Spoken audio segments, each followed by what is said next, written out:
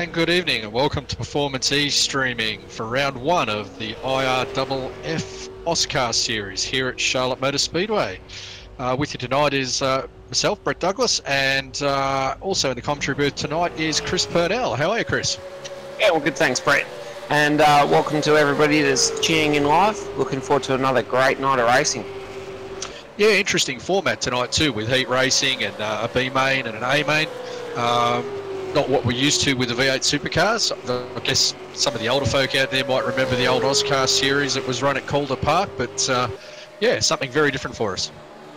Oh, that's it. It should be a cracking night with a bit of speedway heat racing format. And yeah, there's a good sized field here with 32 guys showing up so far. So I can't wait for a good night of racing. Yeah, there's just watching through a bit of practice here, and it's certainly going to be interesting, that's for sure. So, you know, 1.5 mile oval, or 2.44 kilometres in our speak. It's a quad oval, located in Concord, North Carolina. Yeah, it's certainly going to be fascinating to see who adapts to this kind of racing in this kind of car, anyway. Oh, that's it. And from what I can see in here, we've got a couple of guys that race in the AUSCAR series. There's a couple of V8 guys in here that are quite well tuned into the car. So it'll be quite interesting to see who stacks up against who. And it's either who can handle the V8 better or who can handle racing around an oval better. So looking forward to it. Yeah, well, just having a look at the format for tonight. So Heat 1 is 10 laps. Heat 2 is 10 laps, the B main is 25 laps, and the top 30 out of the B main will transfer over into the A main, which is a 75 lap race. Cautions are off for the first three, but for the A main they have cautions on, so that might catch a few out too.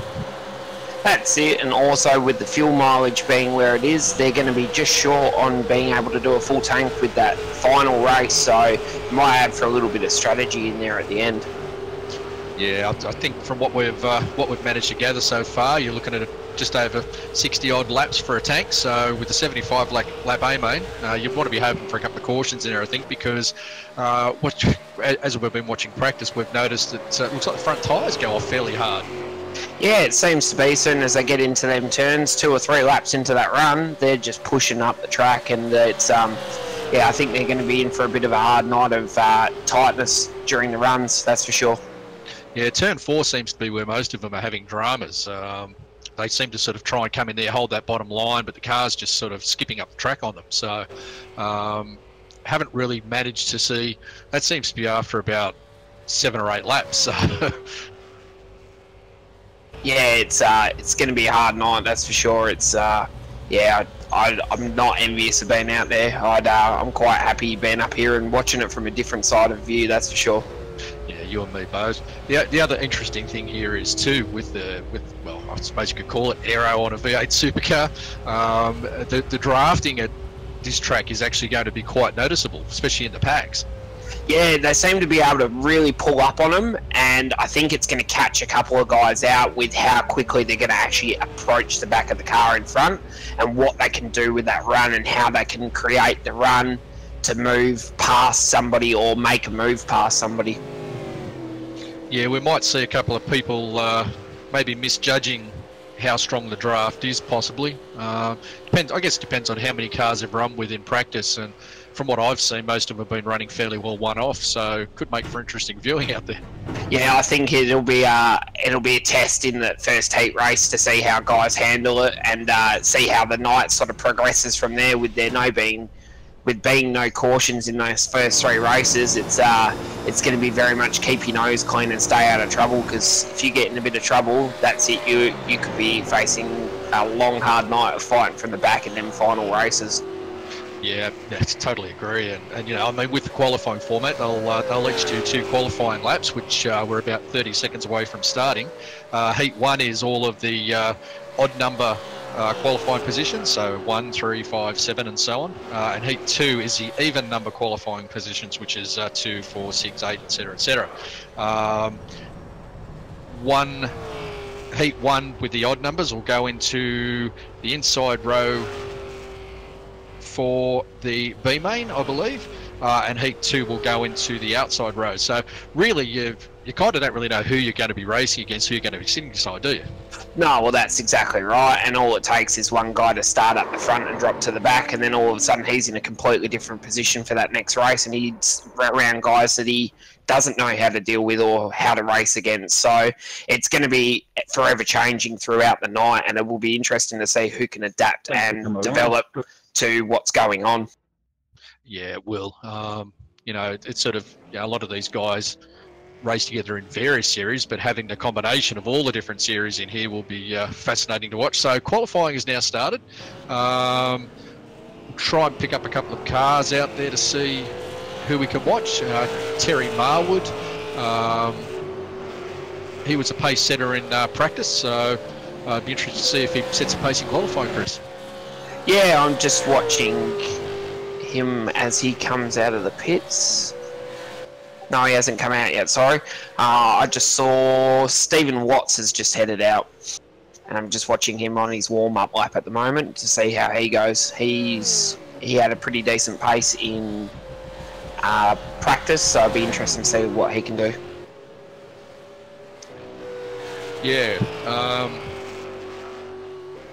Just on, who am I on now? Lance Bainton just coming out of the pits.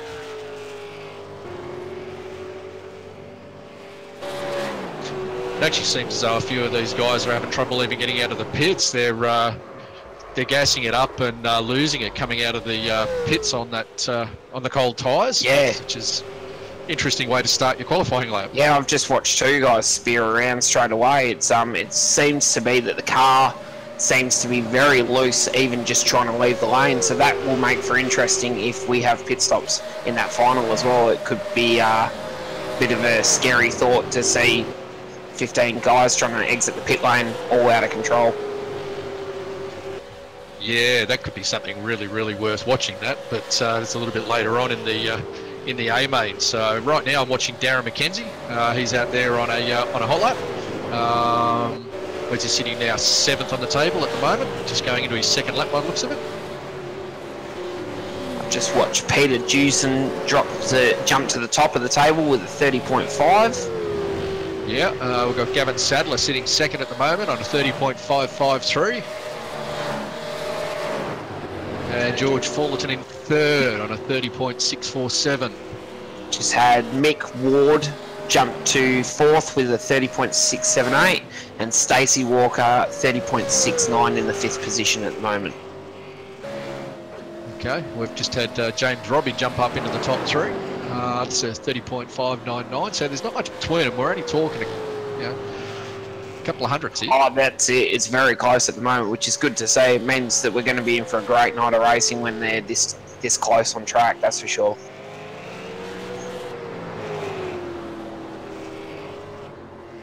Wow, at the top, Peter Jewson on a 30.544 and Gavin Sadler on a 30.545. It's actually showing 0 gap on the timing screen. Doesn't get any closer to that, does it? That's impressive. That is. That's when you know you're on the absolute money of the car and what the car is capable of doing to be that close. That's an amazing time. Yeah, I'm still seeing guys having trouble just getting out of the pits here. It's a bit surprising, to be honest.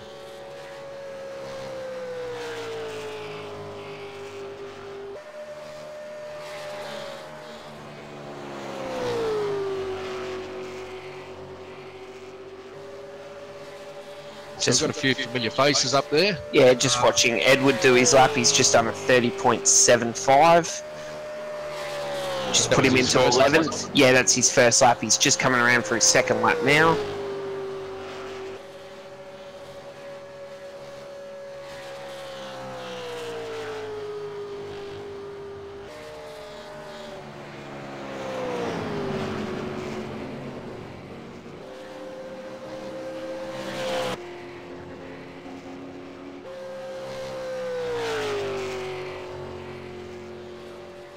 Top 3 are still as they were, nothing's changed.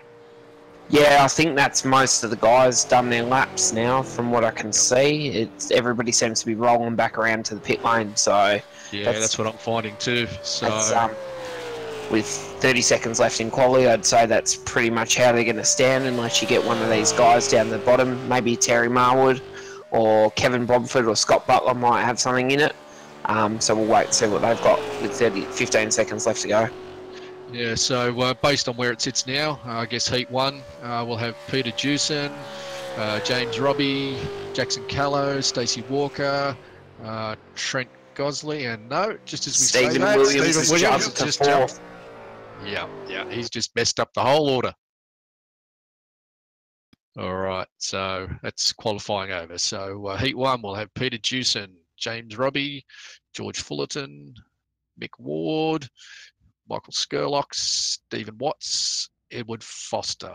That's the top 7 or 8. So as we wait for him to grid up now.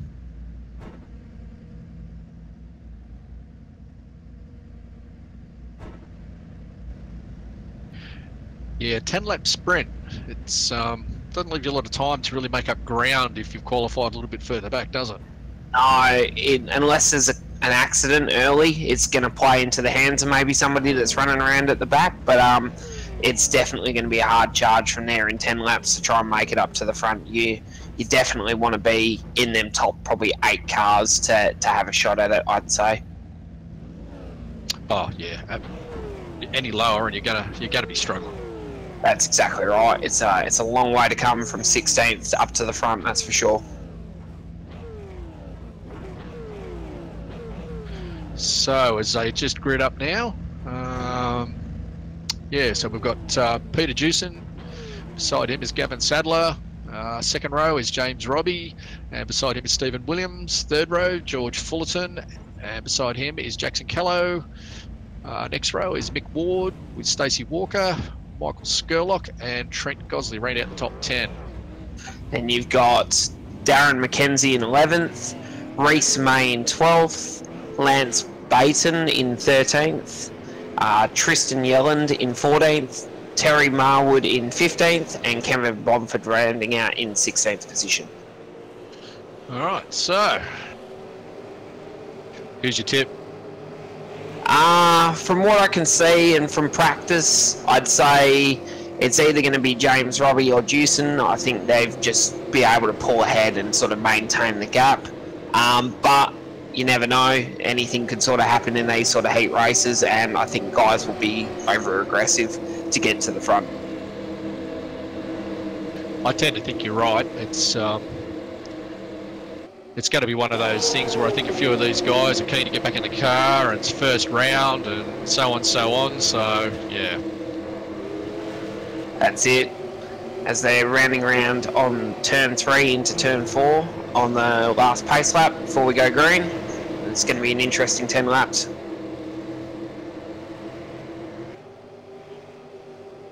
Okay, pace car's off. Green, green, green. Green flag, green flag. And it looks like Gavin Sadler's got the jump. Sorry, James Robbie. Yeah, it looks like he's just managed to nudge ahead here and just clear. Oh, there's a car spinning at the back. Edward's in the fence. Edward Foster, was it? Yep. And there was, I think it was Tristan at the back as well, had a spin. Right, okay. Well, without cautions, they'll keep on going round, and James Robbie's leading us away. Peter Jewson. Peter Jewson. And George Fullerton looks a little bit racy as well. Looks like he wants to challenge Peter Jewson here. Oh, the lead is... Oh, he's hung up. No, he hasn't. He's hit the wall. Oh, what a shame. James Robbie lost it coming out of there and just clipped the wall.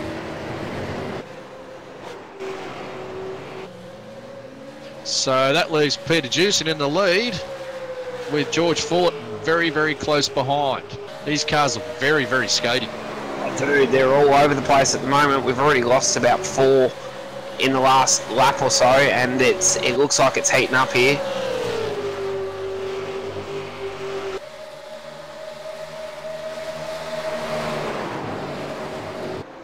So a couple of interesting lines here. We've got Peter Jewson on the low line and George Fullerton trying to take the middle line up through turn 4 there.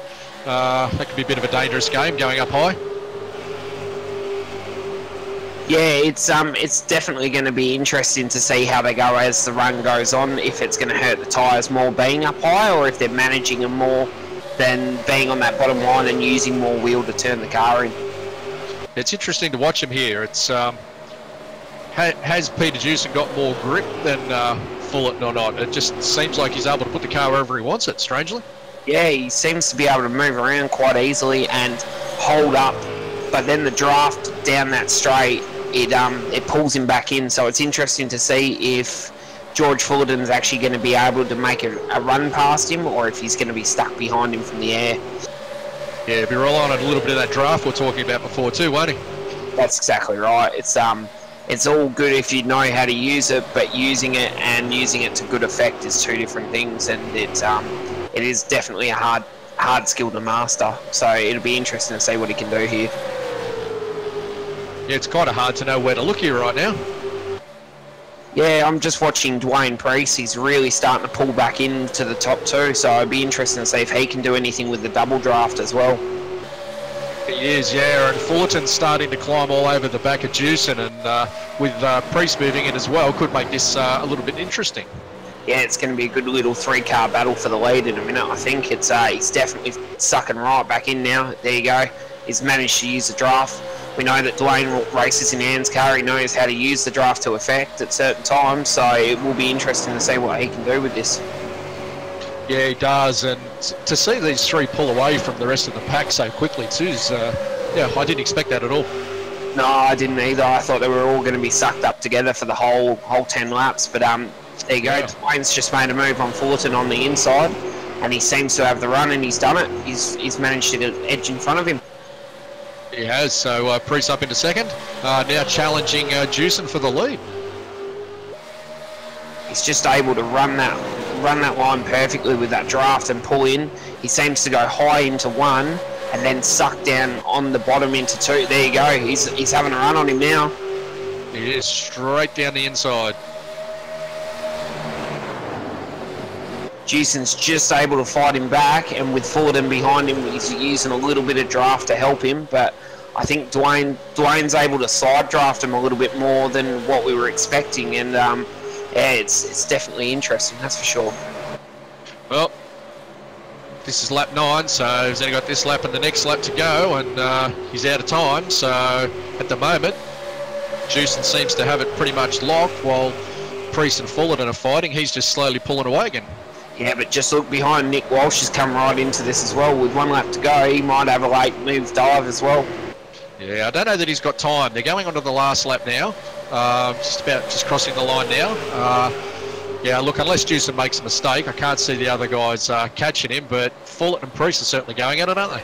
Oh, definitely, yeah. Jewson's just managed to pull out enough of a gap now where I think he's secured the Heat 1 victory, but yeah, these two in second and third are definitely going at it, and everyone's sucking back up to him. So it's going to be interesting to see if anybody has a go out of this turn 4. Yeah, it's like it's going to be Jewson, Fullerton, Priest and Walsh, unless... No, that's how they finish, yep. So Peter Jewson wins the first heat, followed by George Fullerton, Dwayne Priest, Nicholas Walsh and Michael Skurlock in 5th.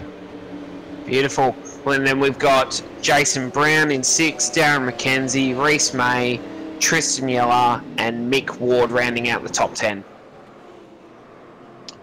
Right, so didn't quite go how I thought it would, to be honest with you. I thought there might be a little bit more pack racing there. It was interesting to see those first few guys just pull away. They had a couple of seconds out on the rest of the pack.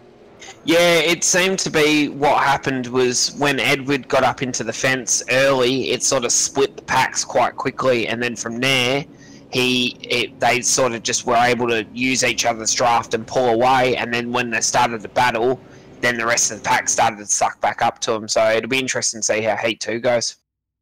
Yeah, I guess that's the thing when you start too. It's going to back up the rest of the pack if it's someone close up the front, isn't it? Bad luck for Edward Foster though. Yeah, and Dave Douglas as well. I noticed that he went 2 laps down quite early. Yeah. All right. So now we move on to Heat 2, and this is the even number qualifiers. Yep. So we have Gavin Gavin Sadler on the pole, with Stephen Williams in second, Jackson Callow in third, Stacey Walker in fourth, Trent Gosley in fifth, Stephen Watts in sixth, Roger Clark in seven, and Austin Dillon in eighth.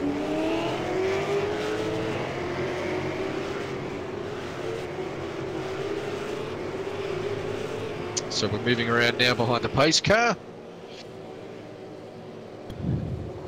And just waiting for the start.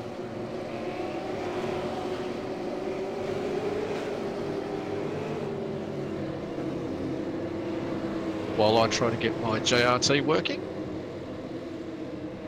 We've got Norman Clark in 9th, Matt Clowett in 10th, Michael Lasser in 11th, Raymond Yeager in 12th, Scott Butler in 13th, Chris Mickelson in 14th, and Trent Scott in 16th. Oh, cool.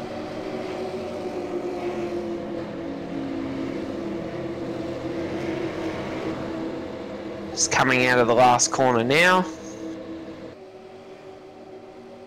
I'm just having a small technical issue, pardon me. Pace car's in, and we got the green flag.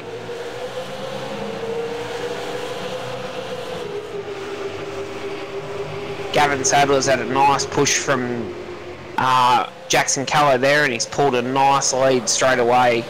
We've had an accident a bit further back.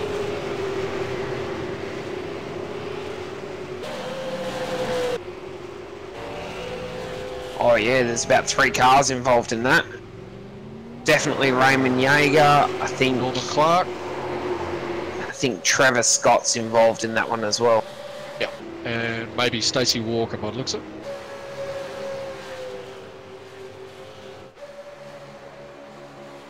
What a great move from Matt Clowett. He's from 11th to 5th in the first lap. Yeah, Matt's a pretty accomplished oval racer, so this would suit him quite well, I would imagine. But at the moment, we've got Gavin Sadler out front with Jackson Callow closing right up on him here, coming into turn 4, coming out of turn 4. Stephen Williams just tucked in right behind Jackson Callow, with Matt right behind him. These 3 behind Gavin. Even Gavin is an accomplished AUSCAR racer as well, so these 4 racing together, and they know each other's strengths and weaknesses, so it'll be interesting to see how this run goes on.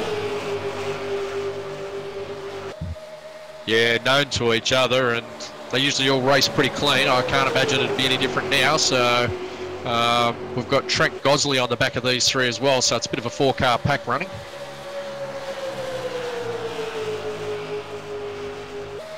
And almost 2 seconds behind is Matt Clute. So Gavin's concentrating on that high line by the looks of it. Yeah, but Jackson seems to be able to dip down onto that white line and get a run out of the corner, but then Gavin carries some momentum back through the straight, so it seems to be working a little bit more, and Stephen seems to work out that it following Gavin seems to be working for him. Ooh, did Stephen just touch a wall then out of 4? I don't think he touched the wall, but he had a big loose moment there and lost a heap of momentum. Yeah, it leaves Jackson Callow and Gavin Sadler to keep going at it there, doesn't it? Yeah, but he's already pulled back up. It's that draft is massive, and if you can get back in it quick enough, I don't think that it's going to affect you too much. And I think with Jackson keep diving to the inside, it's causing the air to come down, so Stephen can hold that high line and keep momentum up, because the draft from Gavin in front will be able to bring him back in. Yeah, well, we're on lap 6 now, so they're already running out of laps. We're over halfway, and the big loser out of that one was Trent Gosley, unfortunately. Yeah, he's just fallen off the back of these 3 now, so it's a bit of a shame for him.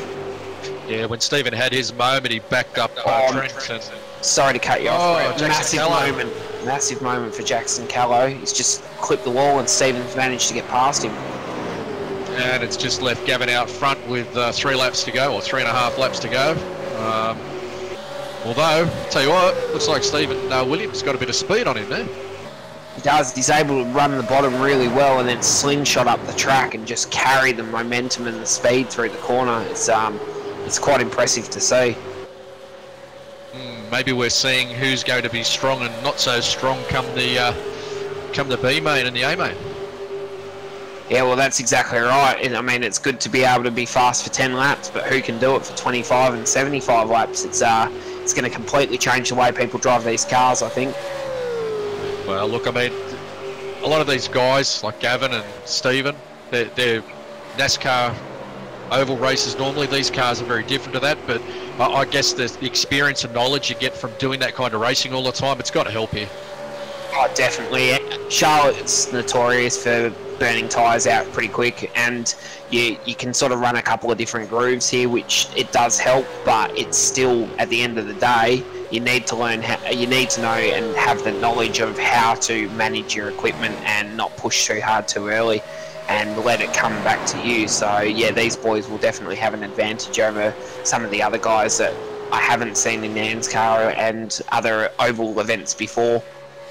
Yeah, well, we're coming over the line for the final lap now. I can't see Stephen catching Gavin in one lap, so looks like Gavin's just played it very, very nicely and taken a different line to most of the others, and yeah, he's just got the wood on him, hasn't he?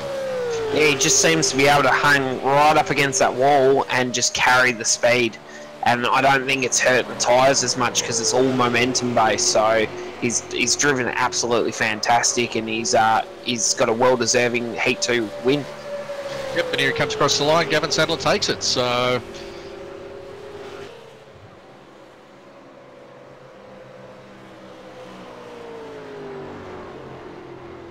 So finishing order for the second heat is Gavin Sadler wins from Stephen Williams, Trent Gosley, Matthew Clute and Jackson Callow. Darren Lord in 6th, Stephen Watts 7th, Travis Scott 8th, Raymond Yeager 9th, Aaron Dillon 10th, Roger Clark 11th, Michael Latta 12th, Stacey Walker 13th, Norman Clark 14th. So now we see the B main. Finishing order dictates where you run. This will be interesting. Very. 32 cars on the grid. It's definitely going to push everybody to see how far up the grid you can move without issue, and how much draft effect are you going to get being back that far as well. The other thing to think about too, more so, is damage in the pack. I mean, with 32 cars on the grid now, it's going to get rather messy down there, isn't it? Well, that's exactly right. And with no cautions, you have a wreck or you get in contact, and there's no way you're coming back from it, that's for sure. No, well, the top 30 transfer to the A main. Yeah. Guess there's a couple that are going to be going home early tonight, but we'll wait and see how that transpires. That's exactly right. And yeah, it could happen to anybody. All it takes is being in the wrong place at the wrong time and being involved in a big wreck, and you don't know if you're going to make it. Or if you do make it, you could be at the very back of that grid for that last race, and that could be a problem as well. Yeah, it's going to be interesting to know where to look here. I suspect we're going to have a little bit of rapid eye movement going on here somehow. Oh, definitely. I think there's a lot of possibilities that could happen just in this first lap alone. So it'll be interesting to see if the boys take their time coming up to it, or if they're going to go hard straight out the gate. Yeah, well, I'm going to focus on the lead pack, and we'll try to cover what we can back in the pack. But with 32 cars, it's going to be a little bit difficult. They've only got 25 laps to make this.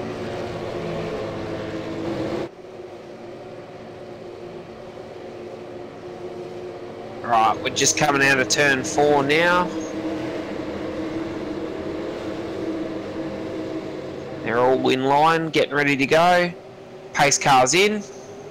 Away we go. Green, green, green. Green flag. A couple of guys at the back there got an interesting start. A few of them leapfrog pretty early. Yeah, they're already 3 wide back in that mid-pack there.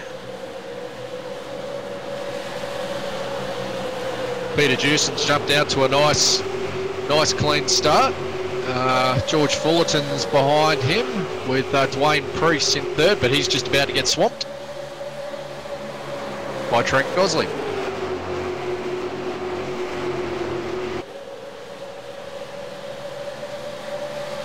I haven't seen anything back in the pack yet. I haven't heard anything anyway. No, I'm just trying to keep an eye on everything that's going on. Everybody seems to have a pretty clean start there, and everybody's taking their time and letting everything come up to temperature before they're going too hard. A few 3-wide battle packs, but they're racing pretty clean and fair at the moment. Yeah, there's no point going out too hard too early. I guess you just want to stay with that lead pack, but it looks like they're really starting to spread out already. So we're only on lap 3, coming into lap 3. So could even see some guys get lapped here. Oh, we've got a crash back. Yep. Up in between turn 1 and 2.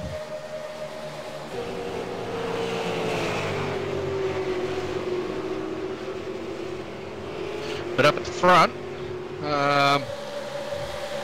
they're fairly well behaved. Yeah, they seem to be running in a bit of a train at the moment. There's a couple of guys out of line, but they're all working together. I've got another big wreck coming into 1 as well.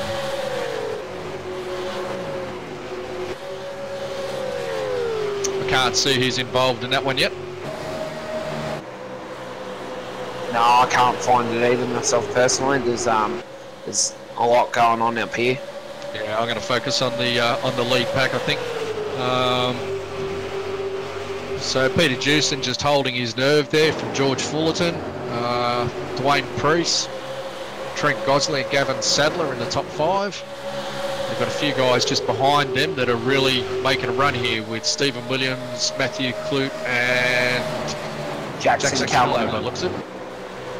Somebody's just on the apron there. Is that somebody coming out of the lane, or...? Might have been someone who was involved in that last wreck, I think. Yeah, I think it was. I think you might be right with that one, Brett. So a little bit of hip and shoulder going on there back in 3rd, 4th and 5th.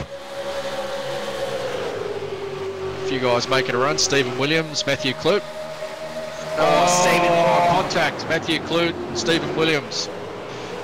Stephen Williams looks okay. Matthew Clute looks like he's just hit the fence, but he's continuing. That was a bit clumsy, that. Yeah, it looked like they just touched wheels, and that was enough to pick the back of Stephen's car up and sort of flick Matt into the wall. Yeah, yeah, very clumsy, that one. Somebody's wrecking behind. I think that was Edward Foster, just slid onto the apron. All right, back up at the front. We've got another couple of guys back here in 7th, 8th, 9th and 10th that are giving each other a hard time. The top 3 are kind of just line astern at the moment, but those guys a little bit further back, they're playing for sheep stations. It's that Darren McKenzie and Jackson Callow, is it? Yep. Skurlock's just behind them, and same with Nick Walsh. So there's about a 4-pack here, but they seem to be pulling back up to the lead pack behind Stephen as well in 6. Something you notice very, very graphically here is when you start to get out of just clean running behind in a draft, you start battling with someone, you seem to drop off very quickly, don't you? Yeah, but then as soon as they get back in a line, they're able to shoot straight back up to that lead pack again. So some of these guys might be using it as an advantage to keep themselves away from that lead pack in case there is an accident, and then be able to make their move forward from there. Well, one of the other interesting things that will play into this right now is coming back into lap traffic from guys that have either had an issue or a mistake or a wreck. They're already starting to pass a couple of those guys now, so they could play into this as well. Oh, definitely, considering that we've already lost the top. There's only 17 cars now on the lead lap, so everybody from 18th downwards is a lap down at least, and yeah, they're dropping quite rapidly off the lead pack and laps down, so it won't take long for them to catch lap traffic constantly. No, and some of the guys that are having issues, they're normally pretty good guys, very experienced guys. It's interesting. It must be very, very difficult to drive these things at the moment.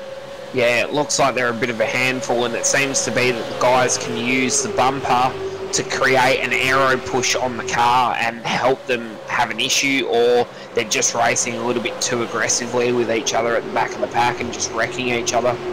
Well, we're only on lap 11 of a 25-lap race, better to go on to lap 12. You'd kind of want to conserve your tyres, wouldn't you? I would be, but it doesn't seem like the tyres are what they're thinking about at the moment. They're thinking track position for the final by the looks of it, the way they're going. Well, the top 30 transfer, as long as you're in that top half of the pack, you're pretty safe, but I guess the further up you are, the better.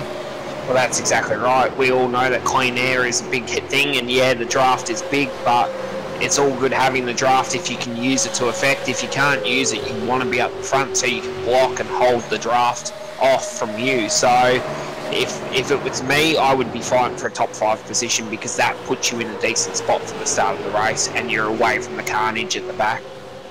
Yeah, good point. It seems, well, what have we got now? We've got about 10 that have just broken away completely. Yeah, it seems to be that the sort of the top 10 are there or thereabouts, with 2.6 seconds taking over the whole top 10, and then 11th position's 9 seconds down the road. So yeah, it's definitely, you want to be in that top 10 for sure. Shows you the impact of being back in the traffic with incidents and so on. That's it, just breathing off the throttle at one corner to avoid something could cost you 2 or 3 seconds, and sometimes that might be a bit too big for you to bring back to later in the race. Well, right now up front, Peter Jewson's just holding station with George Fullerton behind him. I don't know whether these two... Oh, no, we've just lost our leader. Peter Jewson, oh, the curse of the commentator. He's just gone into the wall at turn 4. Oh, no, what a shame. Yeah, he looks like he just snapped a bit loose there and grabbed the wall and then fired it into the inside there. So that leaves us with George Fullerton in the lead. With Trent Gosling in second place. Yeah, and Dwayne Priest in third. The middle finger boys seem to be strong tonight. There's a couple of them in a row here, so they could help each other. Yeah, we haven't mentioned much about teams tonight. It's they're all running individual paints and so on, so it's a bit hard to call which teams unless you actually know who they're with, isn't it? Yeah, that's exactly right. Some of them have got paints on that you can sort of see, and then others you know that are in teams together but don't have their paints organised, or as it's a new series, it takes a bit of time to get things organised sometimes. Yeah, so looks like we've got the top 5 here now. Matthew Clute, Dwayne Priest and Gavin Sadler are all just hanging back there behind. I think they've all just had a bit of a lesson in, well, anything can go wrong. Got to say, Houston looked like he was in total control, and yeah, that changed quickly, didn't it? That's exactly right. Matt Clute's actually 2 laps down, so he's just in the pack. So yeah, it's I think that's the other issue, is there's some guys in there that shouldn't be in there, and it's sort of split the packs up a little bit more and made it harder to pass guys. He seems to be able to sort of control the air a bit. Yeah, help a teammate maybe. That's exactly right. Alright, so as we run into lap 17, going on to 18 now, George Fullerton's got a nice little gap there, back to Trent Gosling. Gavin Sadler and Dwayne Priest behind them. Yep, and Darren McKenzie rounding out the top 5, just over 2 seconds behind. He's a fair way back there, isn't he? Yeah, he is, but he's had a good run starting in 13th, and he's up to 5th, and that's what you want to do. You want to put yourself in that position for the start of the final.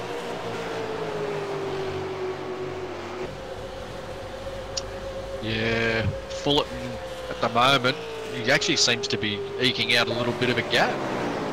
Yeah, he seems to have tremendous pace. He's balling about a 10th and a half to Trent Gosling every lap at this point in time, so I don't know if it's the car or the track or what he's done, but he's definitely got himself into a groove more than the other guys have. And I think with the little pack that's forming behind, I think it's starting to actually cost them more time than it's worth to George. I think George is just managing it now. Yeah, which is what we were saying before. If you start battling, you're going to lose time, aren't you? That's exactly right. He's just pulled another 10th that lap, so he's definitely found something over the other guys. Strangely though, the tyres seem to be hanging in there. The guys don't seem to be fighting with the car so much. We're running lap 20 right now. They actually seem to be quite stable. It's very different to the heat races. Yeah, I'm surprised. I really thought that they would be spinning loose and pushing really hard by this stage, but it seems to be that that high line is not hurting them as much as we thought. Oh, that lap car gave Fullerton a scare then. Oh, definitely. I thought he was going to turn up the track in front of him, and that wouldn't have ended well for him. Yeah, Jason Brown, he's pulled down now to let the lead pack go by, which is good of him.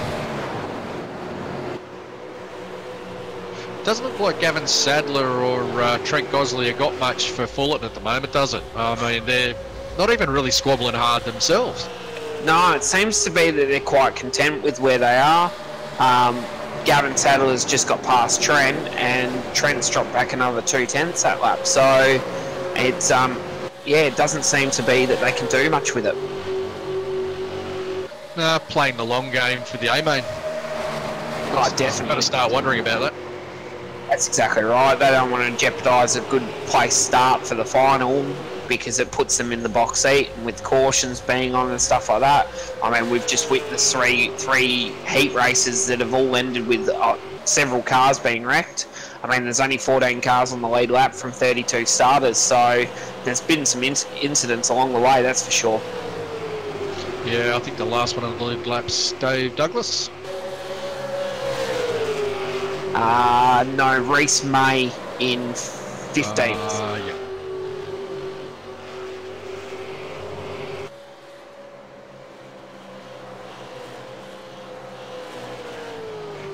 So as Fullerton goes on to lap 24, Gavin Sadler's pulled him back in quite a bit in these last two laps. He's found 4/10 over him, and he's right there now. I think we're going to have an interesting little battle here on the final lap.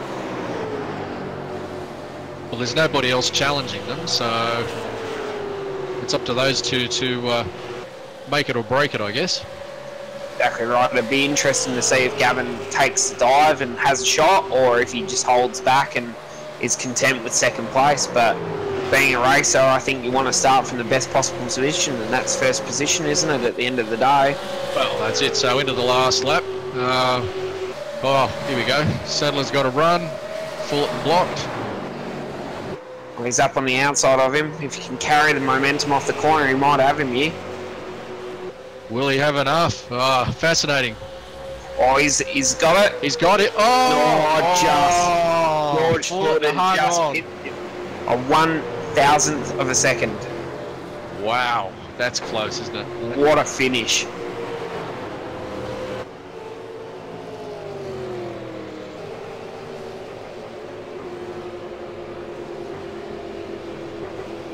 Well,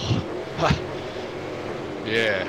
So we've had George Fullerton just beating Gavin Sadler back in second. Trent Gosley, Darren McKenzie, Dwayne Preece in fifth, Stephen Williams, Michael Skurlock, Jackson Callow, Nicholas Walsh and Raymond Yeager rounding out the 10. We got James Robbie in 11th, Norman Clark in 12th, Darren Lord 13th, Reese May 14th, Edward Foster 15th, Dave Douglas 16th, Matt Clowett 17th, Stacey Walker 18th, Trevor Scott 19th, Peter Jewson finishing in 20th.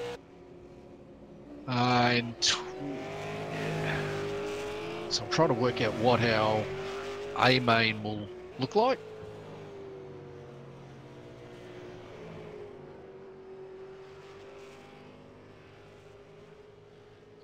So I'm guessing George Fullerton will be on pole for the A-main. Yes, I would assume that they would just take those qualifying positions for the top 30 guys and put them on track in that order. So yeah, a bit of a difference too in the A-main with cautions on. Yeah, that's a bit exactly of different strategy. 75 laps.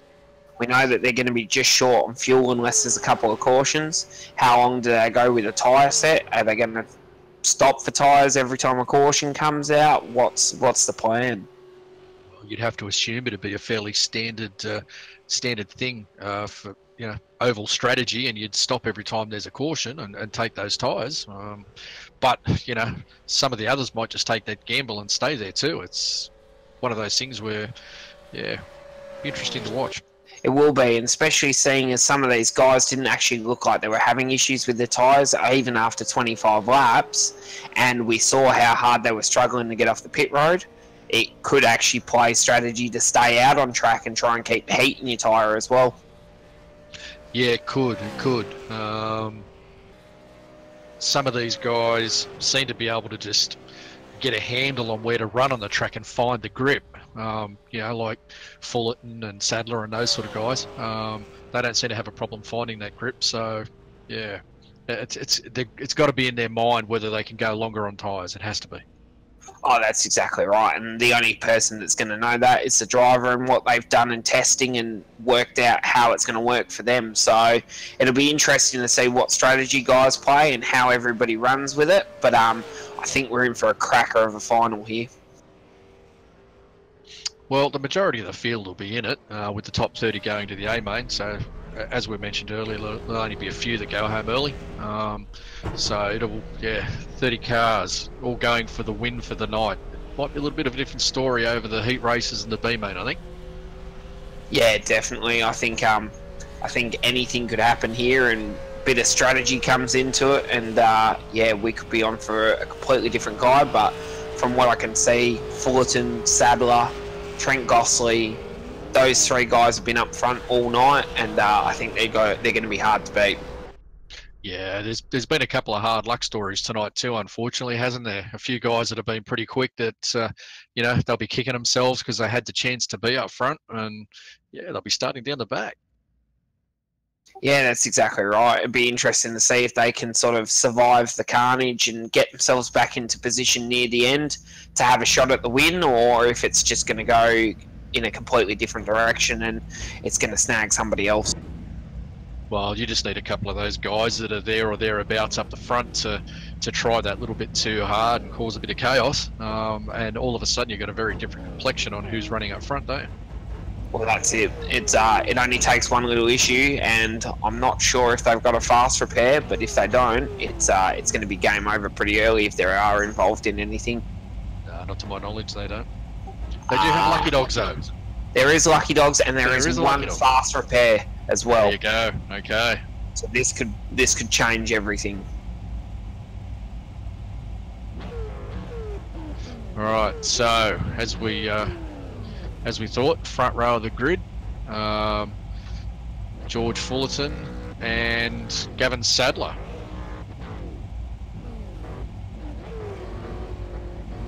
So as we just pull away now behind the pace car,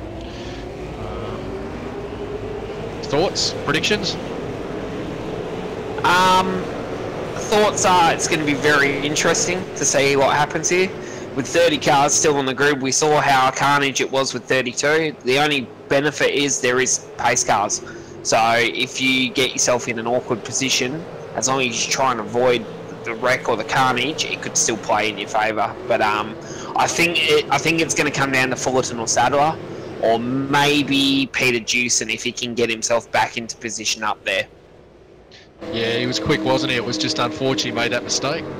Yeah, that's exactly right. And I'm sure he would have gone back and looked at it and learned from it, and we'll make sure he doesn't make that one in the final, that's for sure. Well, lights are out on the pace car for the A-main of round 1 of the AUSCAR series. Let's hope it's a cracker and we don't have too many cautions. It'd be great to see some green flag racing and some of these guys challenge each other on genuine pace and see how it comes out on top. Exactly right. Pace car's in, and we're green flag racing.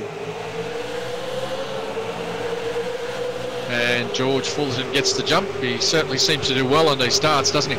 Oh, definitely. It's already 3 wide back there between Jackson Callow and Darren McKenzie and Stephen Williams, but they've all sorted themselves now going into 2. But he's just able to... Fullerton's just able to get the jump straight away every time. Both these starts tonight have been fantastic. Oh, 3 wide. That's a dangerous prospect, isn't it? It is, but it doesn't seem to affect them like it does in the NASCARs. They're able to use that air and not take the air off of each other. It just holds them in position where it's they're still able to fight hard for it. So, after the first lap, we've got Gavin Sadler out front with Trent Gosley and Fullerton in third. Darren McKenzie and Jackson Callow battling for fourth and fifth. Stephen Williams just coming up there into it too. Oh, we've got a caution. Just see if I can see who that was or what happened back there.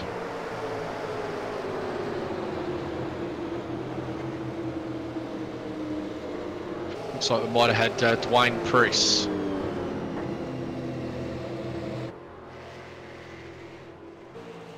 Just trying to see now what might have done it.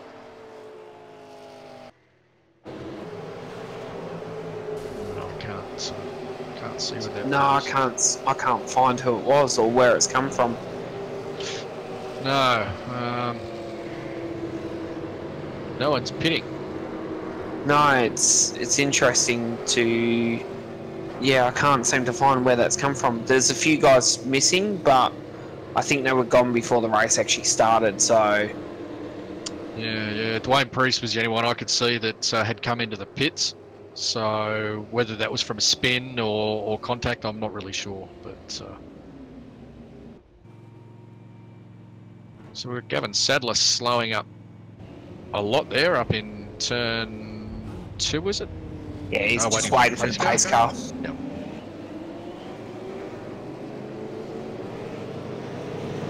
Thought he might have had a bit of a problem there, the way he was slowed up, but yeah, no, just a pace car.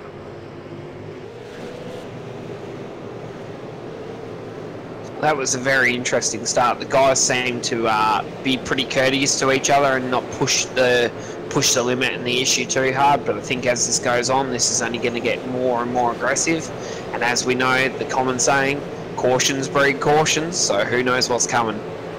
Well, first caution, lap 4. That's not a good sign for a 75 lap race.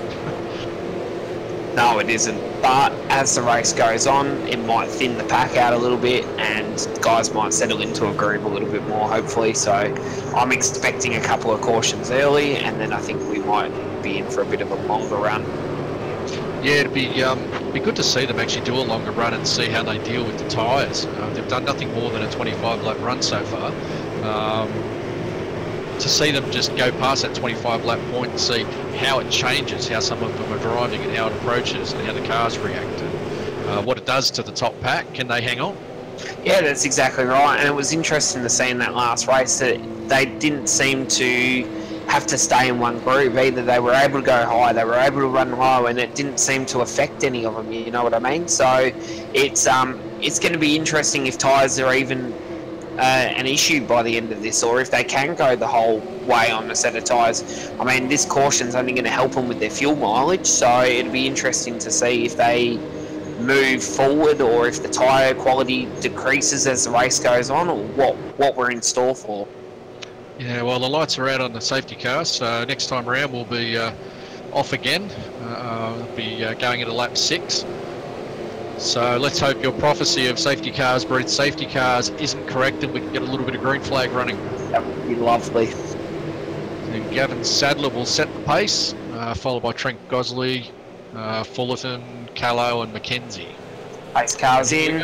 Green flag, green flag. And Sadler's just gone. That was a very good start, wasn't it? That was immaculate. He just put it in the gear and it just took off. And he's pulled at least 5 to 7 car lengths in that first corner alone. Well, he's left Gosley, Fullerton and Callow just wondering what's going on. Yeah, I think he caught a few of them napping, that's for sure.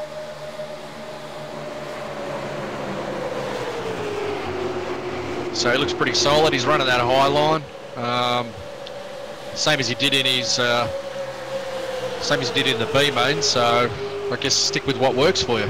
That's exactly right. He's pulled half a second on the pack just in that first lap alone. So whatever he's found, it seems to be working for him straight off the bat. Yeah, I just saw a little bit of contact between Williams and Callow there going into turn 3 back there. They're both okay, but yeah, starting to get a little bit pushy and shovey back there. Oh, a little bit of rubbins racing, mate. It should be all good. So it's interesting to see. Again right now.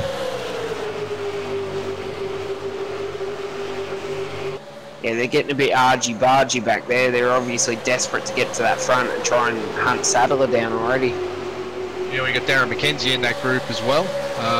Raymond Yeager, so...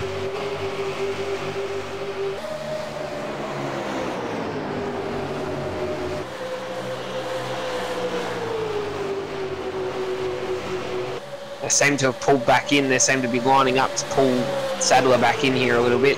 They've just taken 3.5 tenths out of him that lap alone. Yeah, they might want to hurry up though. That he's pulling away. Well, they just say they're catching him, but he's got a nice gap. So they start playing again, and he's just going to pull away again.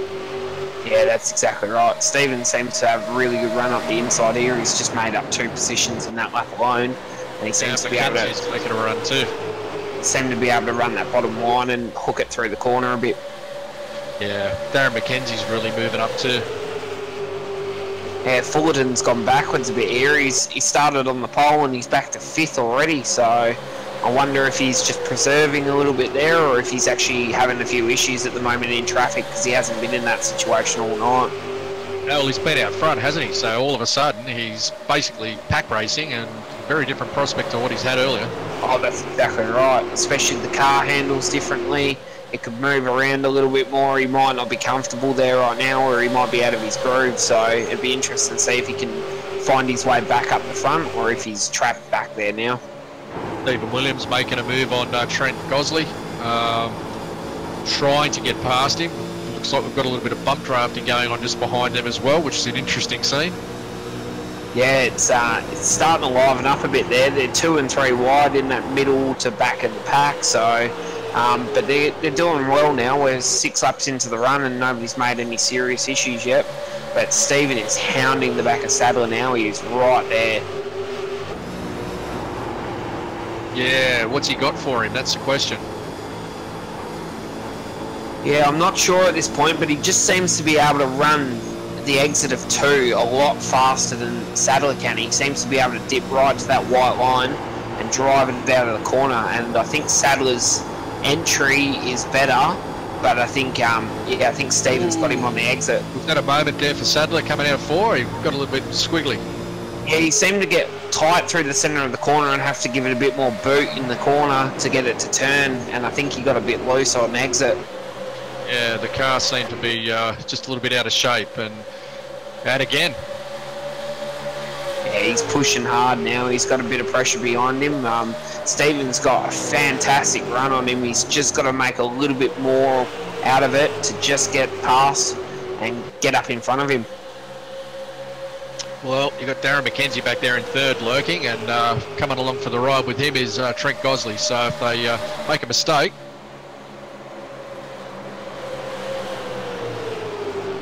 there's a big angry pack there ready to pounce. Oh, definitely. Yeah, see, Sadler's pulled out again now. Yeah, Stephen looked like he got really tight off the exit of 2 there and just pushed up the track and had to get out the throttle for just a brief second and lost a heap of momentum. Which is what we expected from most of these guys, wasn't it? Yeah, we thought that as the race went on, they were going to get tighter and tighter, but they sort of surprised us in them first 3 races, but it seems to be going the other way. Maybe the track conditions changed a little bit, but they seem to be getting tighter as this run goes on. They're only 15 laps into it. The heat cycle might have caused something as well. It might have caused the tyres to go the opposite way than what they were expecting. I'm not really sure. Well, McKenzie and Williams are certainly swapping 2nd and 3rd place a couple of times a lap at the moment. And they've got Gosley right there on them as well, making it a 3-way. So, yeah. Yeah, they've lost ground to Sadler again. He's pulled it back out to 6.5 tenths. So he's able to control the race. And if the boys can all form back up in a line and work together, they'll pull back to him really quickly. But with him racing 2 wide, I think they're just going to start losing more and more time to him at this rate. Right now, he's certainly pulled a gap, and look at this. We've got Edward Foster closing in on this lead group. We've got Matthew Clute, George Fullerton still hanging in there. Meanwhile, Sadler's just running away. Yeah, it's good to see Edward and Matt having a good run in the final. I mean, they both started back in the mid-pack, and they've managed to work themselves up 10 and 11 positions, so that's a really good effort for only 17 laps into the race. Well, yeah, considering what they've had to get themselves through a lot of the mid-pack, so that's the danger zone, and to get up there is a brilliant effort, isn't it? Yeah, that's exactly right. They must be able to work the traffic. Where you look at George Fullerton, he's going the opposite direction. He's back to 7th now, and he seems to be dropping more and more. We've got a caution.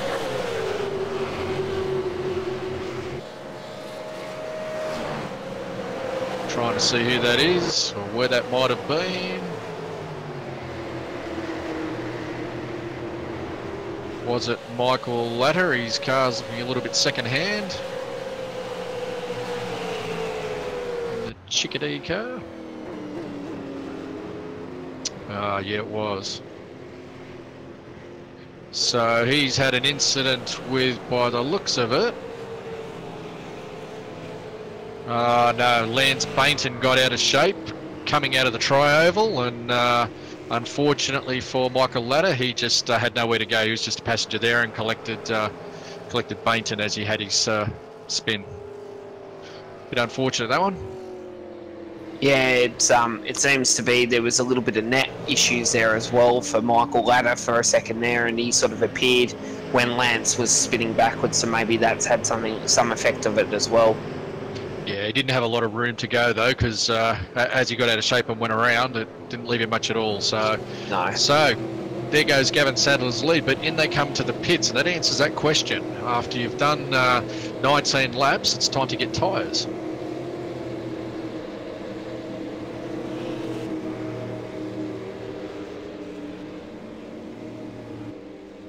So it looks like pretty much everyone's coming in. They're all following the leader. I'm not sure that anyone's would be silly enough after this amount of time to stay out, would they?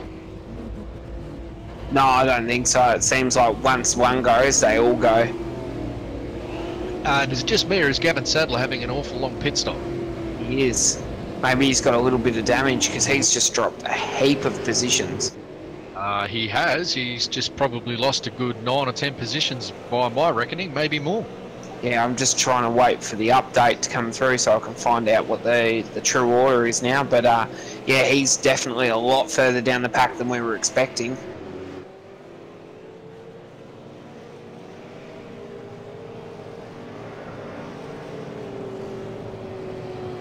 When they cross the line next time, we'll get a better idea of where it's all shaken out from the stops. Yeah, at the moment it's he looks like he's back in about 11th position there. Might have been some slower cars too, though. Yeah, no, that wouldn't work out either, would it? No, I think a couple of guys have done the sneaky here and not taken all tyres. Because there's a couple of guys that have dropped back, and there's a couple of guys that have moved forward heaps. Norman Clark's in 5th now. Edward's up to 3rd. Stevens dropped back a position. Yeah, well, on the road, Mick Wardle's in front of them all, but I'm guessing he'll get the lucky dog. And as I say that, there he goes. Which will leave us with Trent Gosley, effectively the race leader. Yeah, with Darren McKenzie in 2nd and Edward Foster 3rd, Stephen Williams 4th, and Norman Clark rounding out the top 5. So there's been a massive shake-up because now Gavin Sadler's in 11th, George Fullerton's in 12th. So these guys have dropped massively down the field. They have, haven't they? The only thing I can think of is maybe their cars require a longer pit stop because they're in a different class of car. Possible.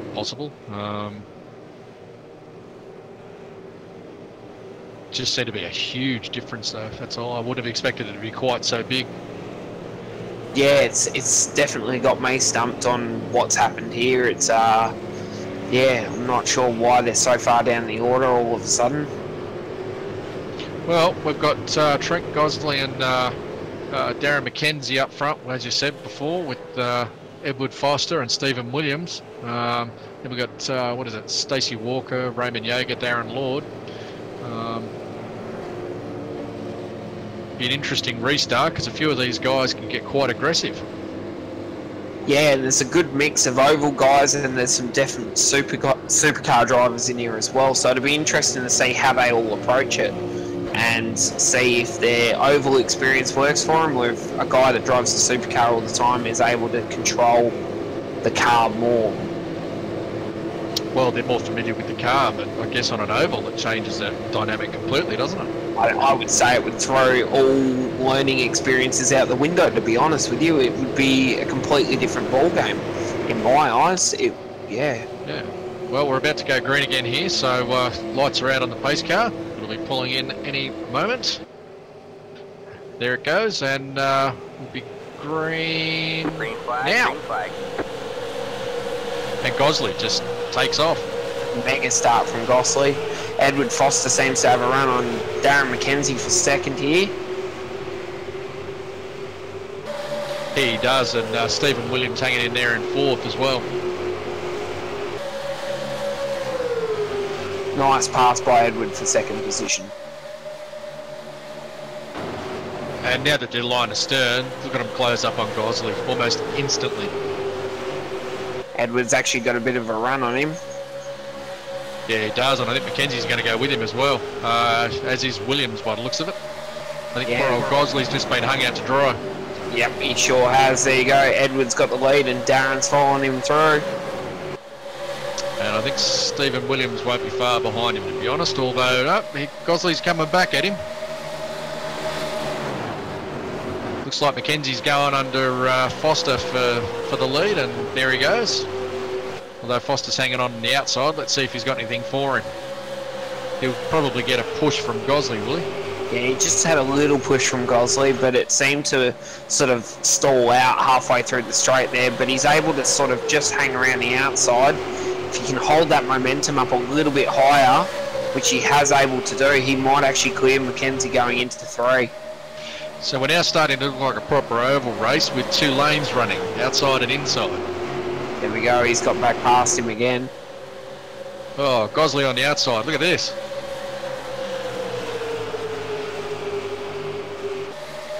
He's got a run on Foster. Oh, no, just walked him. Foster just stole a little bit of his air and stalled him out as he come through the corner. Foster's got a pretty strong car here by the looks of it. He's able to sort of control the pack and run it a bit like a Talladega Daytona race, holding off the draft and sort of bouncing between the 2 lanes. He does, doesn't he? It's, the car looks fairly stable as well. It doesn't look like he's actually struggling too hard here.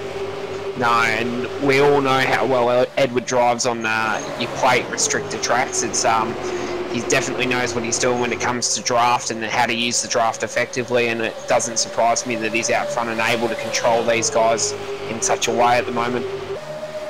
I guess now's not the time to go to in-car and say, how you going? No, I wouldn't recommend it.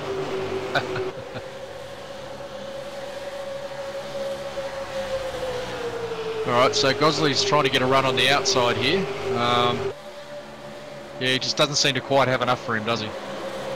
No, he seems to get sort of stalled out halfway through 2, and yeah, he's just not able. But Stephen Williams seems to have a bit of a run here. He's helping Gosley get a bit of a run on the outside. And Edwards lost a little bit of momentum there, but if Stephen's dropped back down, and they're going to hang Gosley out to dry again.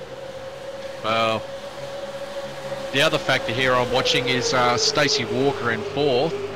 Seems to be having some connection issues and blinking a fair bit. So is this going to mess with Darren McKenzie a little bit, who's down the inside of him right now?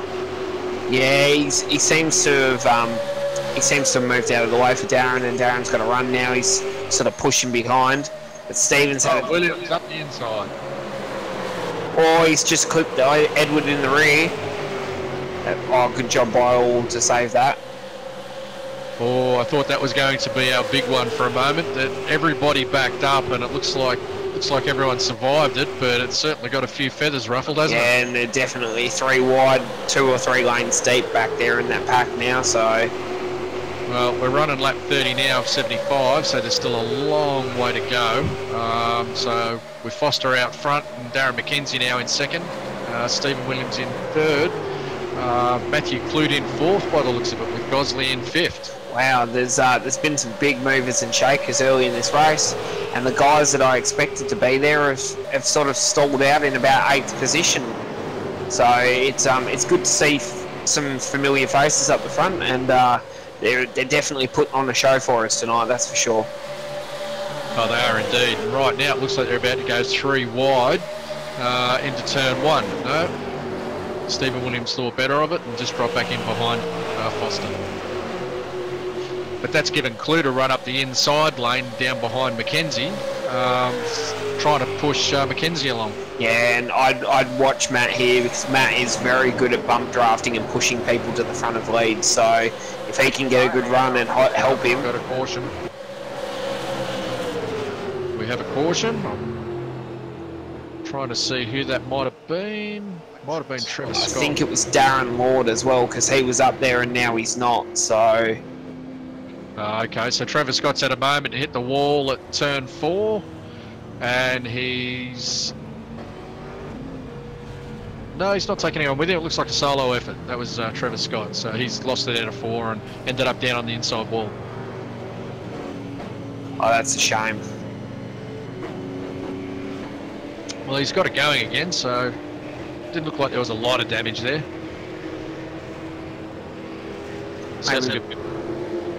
Maybe we should pull Edward up and have a little chat with him and see how he's going. Yeah, while we've got the caution on, might be a bad idea.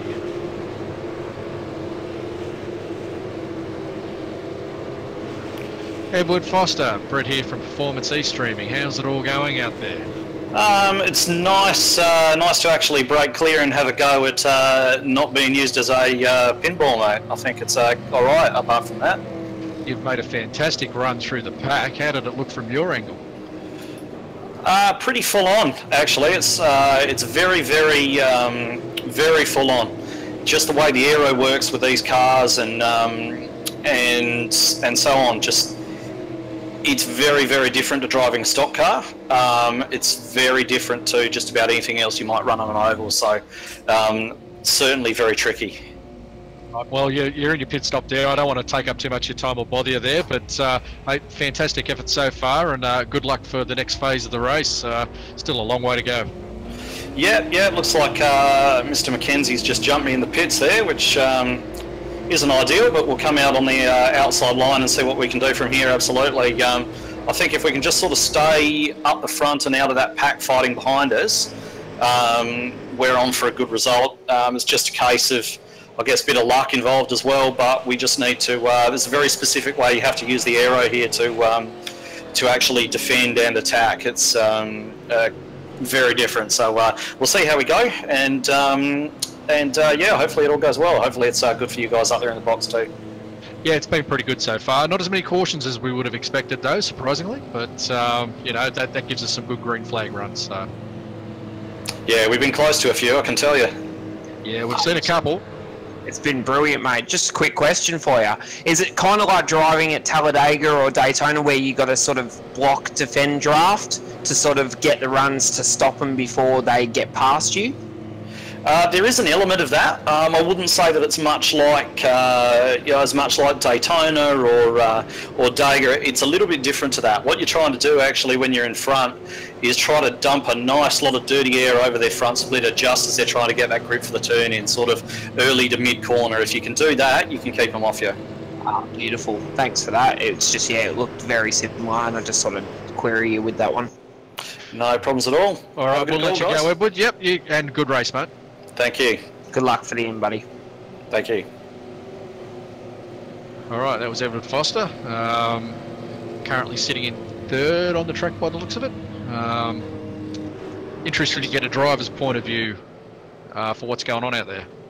Definitely, and it's very good to hear them during the race as well, where it's fresh in their mind and they've just gone through a segment. It's pretty pretty cool that we're able to do that from time to time.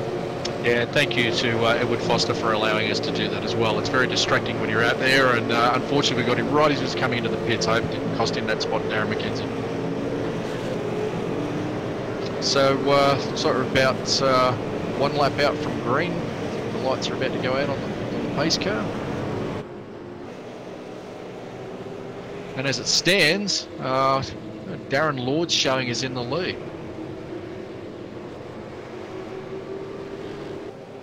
That's interesting. He's come from a long way back. I would say he hasn't pitted, Chris. He hasn't either. He stayed out there. He's on 14 lap old tyres. Interesting strategy.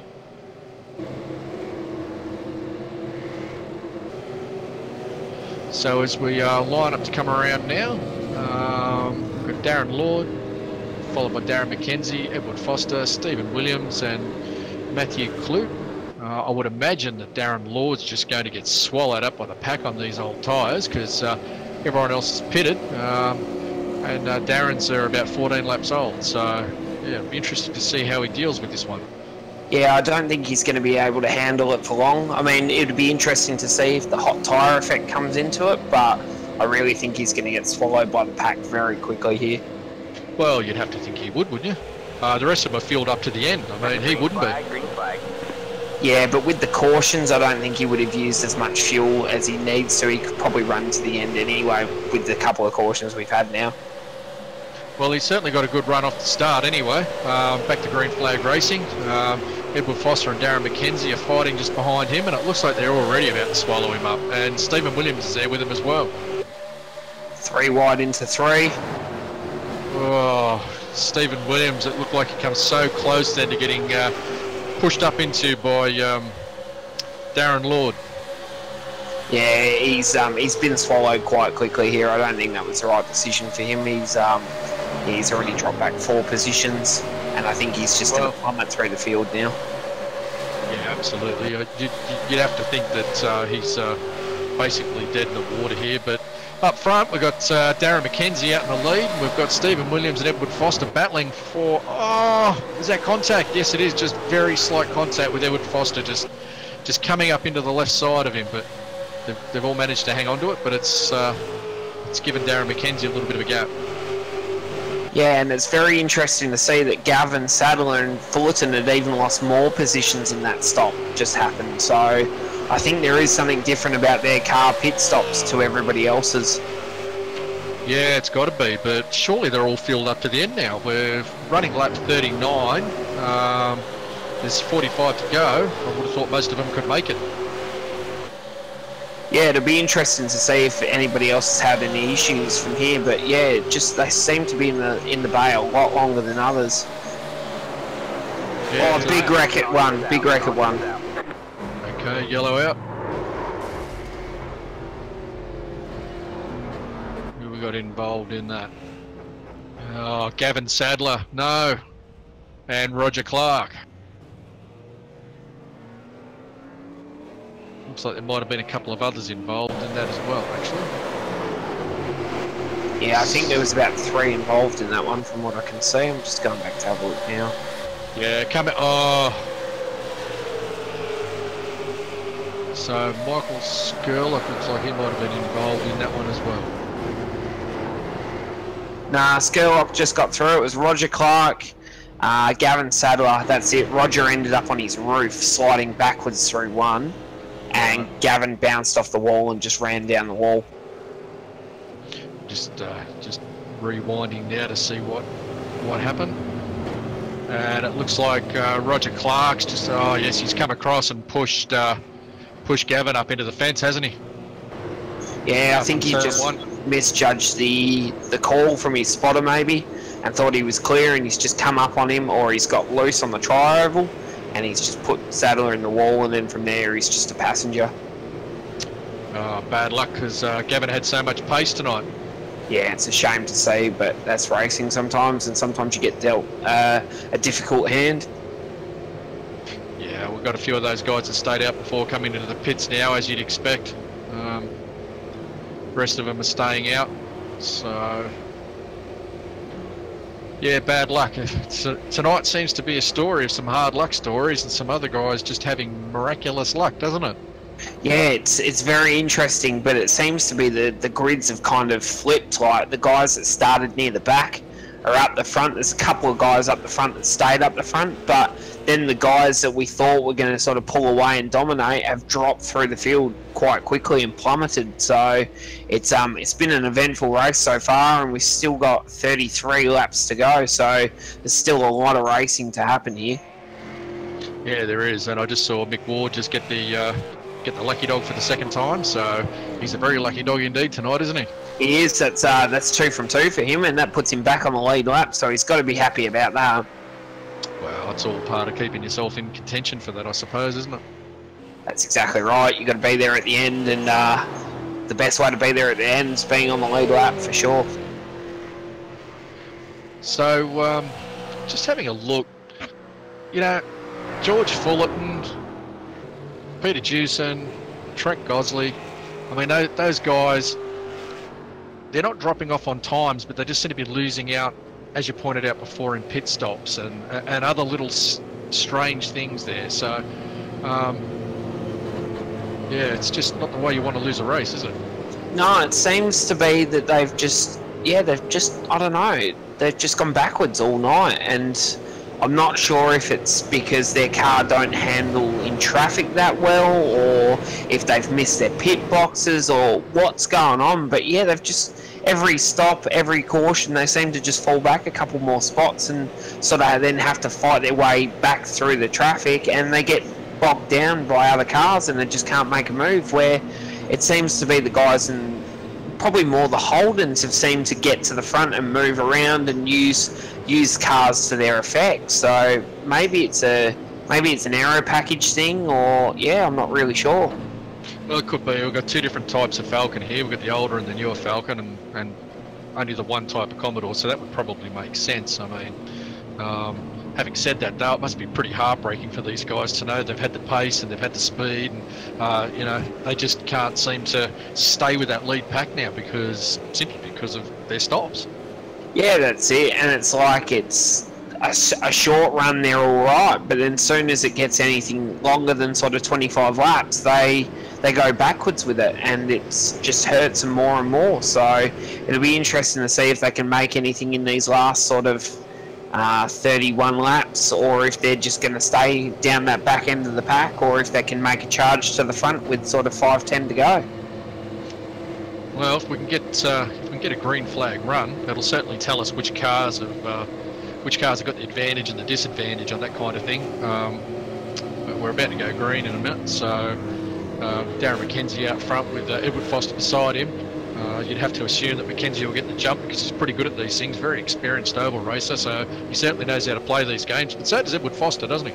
Yeah, that's exactly right, and you can't forget about Stephen Williams in third as well. He's a guy that flies under the radar a lot of the time in Ann's car, and he's there when he needs to be there, and he takes advantage of it. So I wouldn't count out any of these guys in the top 5. They're all very experienced. They've all proven themselves in different series and stuff like that. So pace car's in. Green flag. Green flag, green flag. And Mackenzie's off as predicted with Edward Foster and Stephen Williams. All the rest of the pack seem reasonably well behaved so far.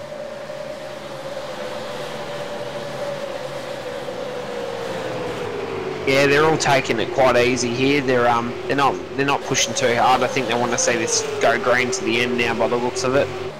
I think it's more survival now. They want to get to the end of the race, and you can't get to the end of the race if you're putting it into the wall, can you? Well, that's exactly right, and it's I think we might have another caution maybe in the last sort of 10 to 15 laps, and it'll be a bit of a mad dash then. But yeah, at the moment they seem to be just letting the car come back. But Stephen's got a bit of a run on Edward in the inside, and he's just sort of tucking up. Darren's just jumped to the outside lane to try and hold Edward off, so they're moving around. You got Stacey Walker and Jackson Callow in here now too, which could get interesting. Yeah, definitely. There's they're running all different lines as well, so... Oh, no! Oh, Edward Foster and Darren McKenzie just made contact in the triangle, coming out of 4, and Darren McKenzie's into the wall. Oh, and he's just been collected by Mick Ward. That'll be the end of his night, unfortunately. That was very, very, very bad luck. It's massive. Just going back now to see how that kind of got started. It looked like Darren might have got a bit out of shape going into the tri-oval and caught Edward out a little bit and just tagged him, I think. Oh, look, yeah. Looked like maybe Darren McKenzie might have checked up a little bit. Edward Foster hit the wall a bit further up too, I think. I think his night might be just about done too, to be honest. Yeah, he dropped back to 19th position now. I think his car's bent pretty bad. Yeah. He looked like he had some pretty serious steering damage there. So, and Darren's left the service. I'd say that's the end for his night as well.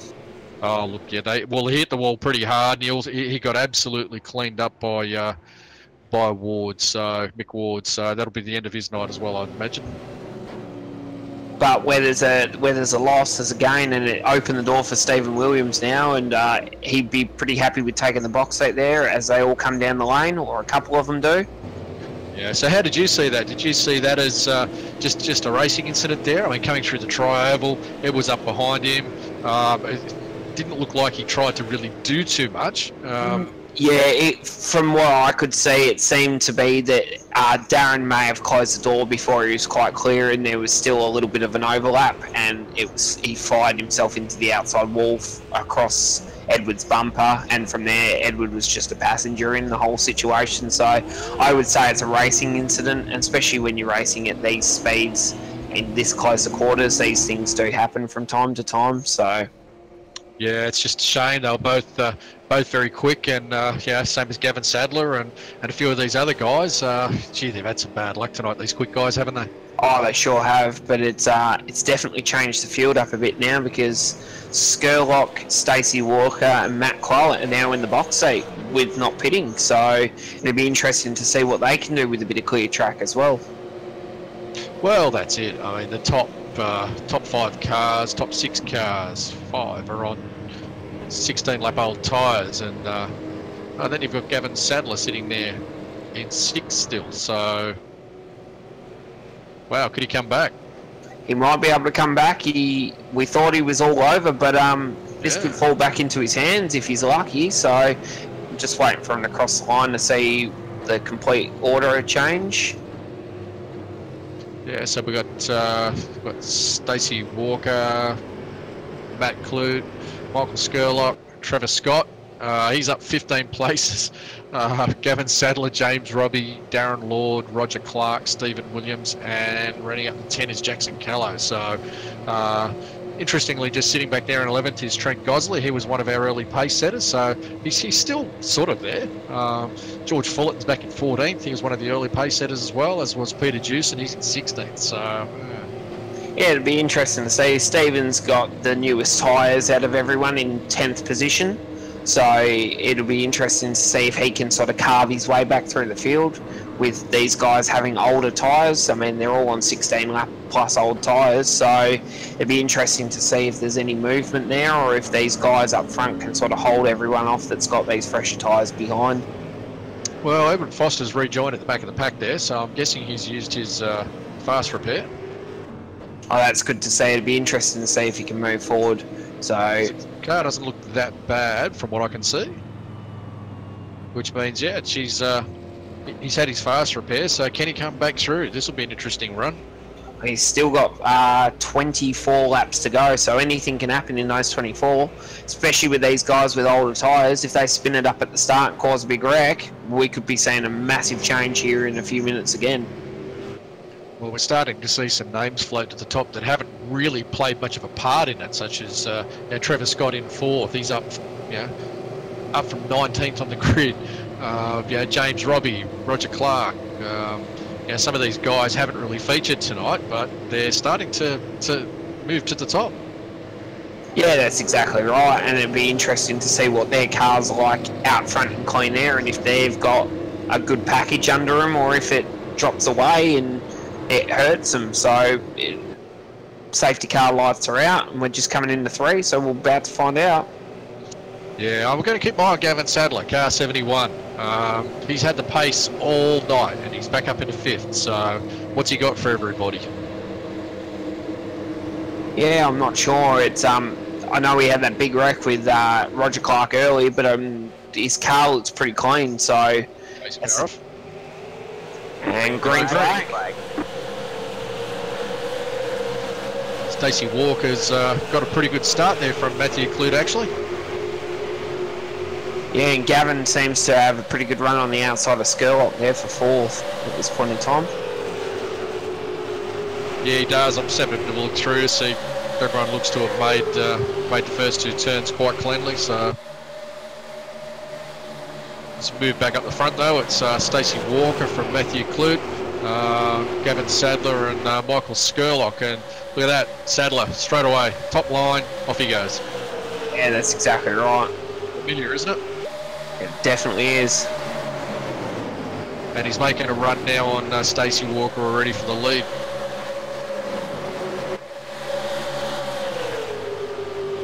There he goes. Well done.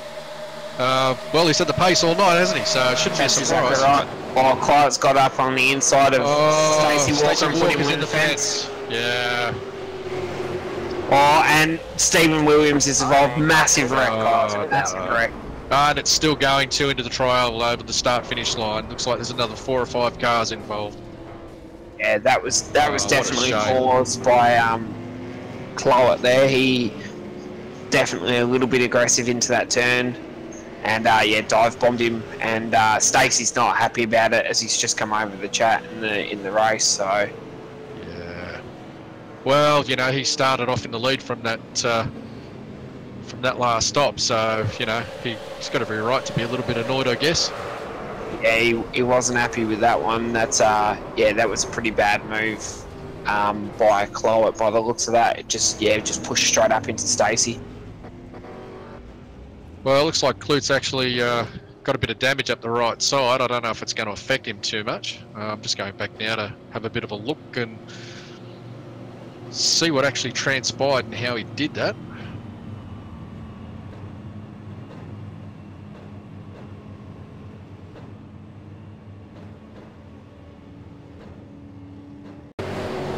Yeah, it's pretty clear cut. He just got up underneath him and, you know, yeah, just pushed him up into the fence, and everyone else has just been an unfortunate victim. And there were a couple other separate accidents that sort of followed from it, wasn't it? That's exactly right. Just wrong place, wrong time for a lot of them. But yeah, that wasn't a great move, that's for sure. No, it happens, unfortunately. It's having a look at that one, it was sort of a bit hard to tell whether Stacey come down on him a little bit, Matt went up at the same time. It's just, unfortunately, going into the tri-oval, it's easy to happen. Yeah, but it all started in the entry of 3 as well. So if you go back and have a look back there, it seemed to trigger pretty quickly. I'm just going back to have another look. Interesting thing to note. Current leader, Gavin Sadler. Yeah, that was a pretty impressive move. He went from 5th to the first in 2 laps. That was yeah, pretty impressive how he did that. Well, we called it at the start when we saw him there in 5th. You know, at the start of that last safety car period. Yeah, he's just got the speed. Yeah, he really does. The other thing I've noticed is Jackson Callo's come back into this as well. He sort of disappeared in the middle of that race for a little while, but yeah, with sort of 20 to go, he's right back in it again. So it'd be interesting to see if he can move forward. And the other one is Edward. Edward's moved back into 7th position from all of that, so it's helped him.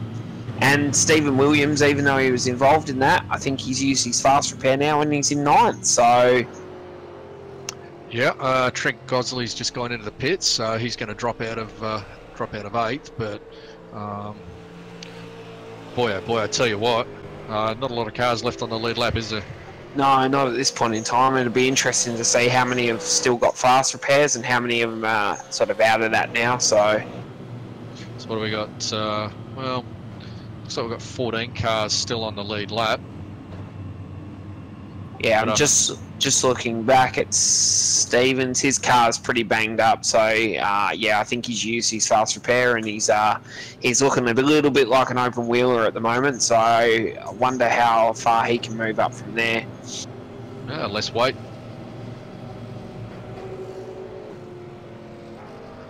Unfair advantage. So, all right. So as we come around, we'll be going green, I think, next lap.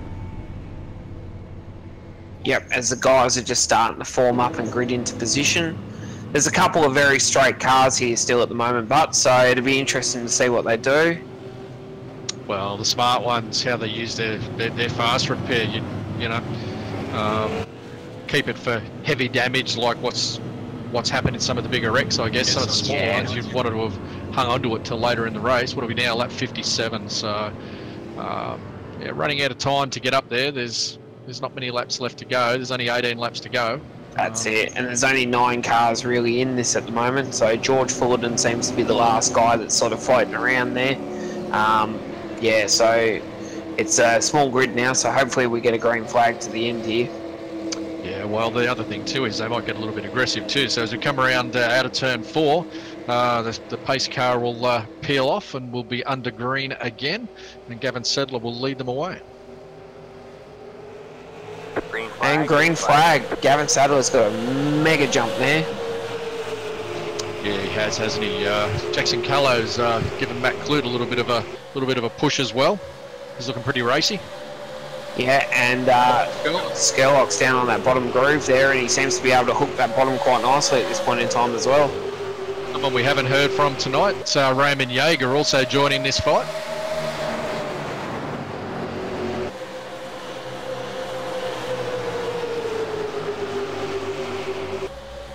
He's just got a good run on Michael Skerlock, Raymond Yeager. He's just gone around the outside, moved up into 4th quite cleanly. Edward Foster's pulling the same thing on Skerlock right now, but Gavin Sadler's just holding that top line and pulling away.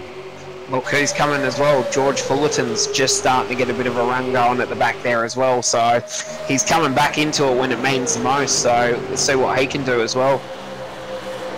Oh, a little bit of contact there. Who was that? That was Clute and Callow, was it? Yeah, it was.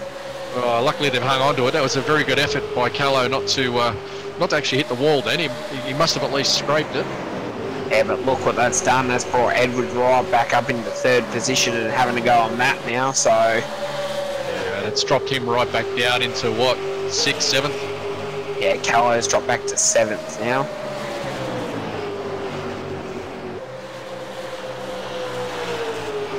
Well, they're going to have to work out what they're going to do here, whether they're going to fight or they're going to work together for a little while to catch back up to Sadler, because the way he's going, he's just going to walk away. We've got someone off down into the pit lane there, by the way. Hasn't pulled out the yellow.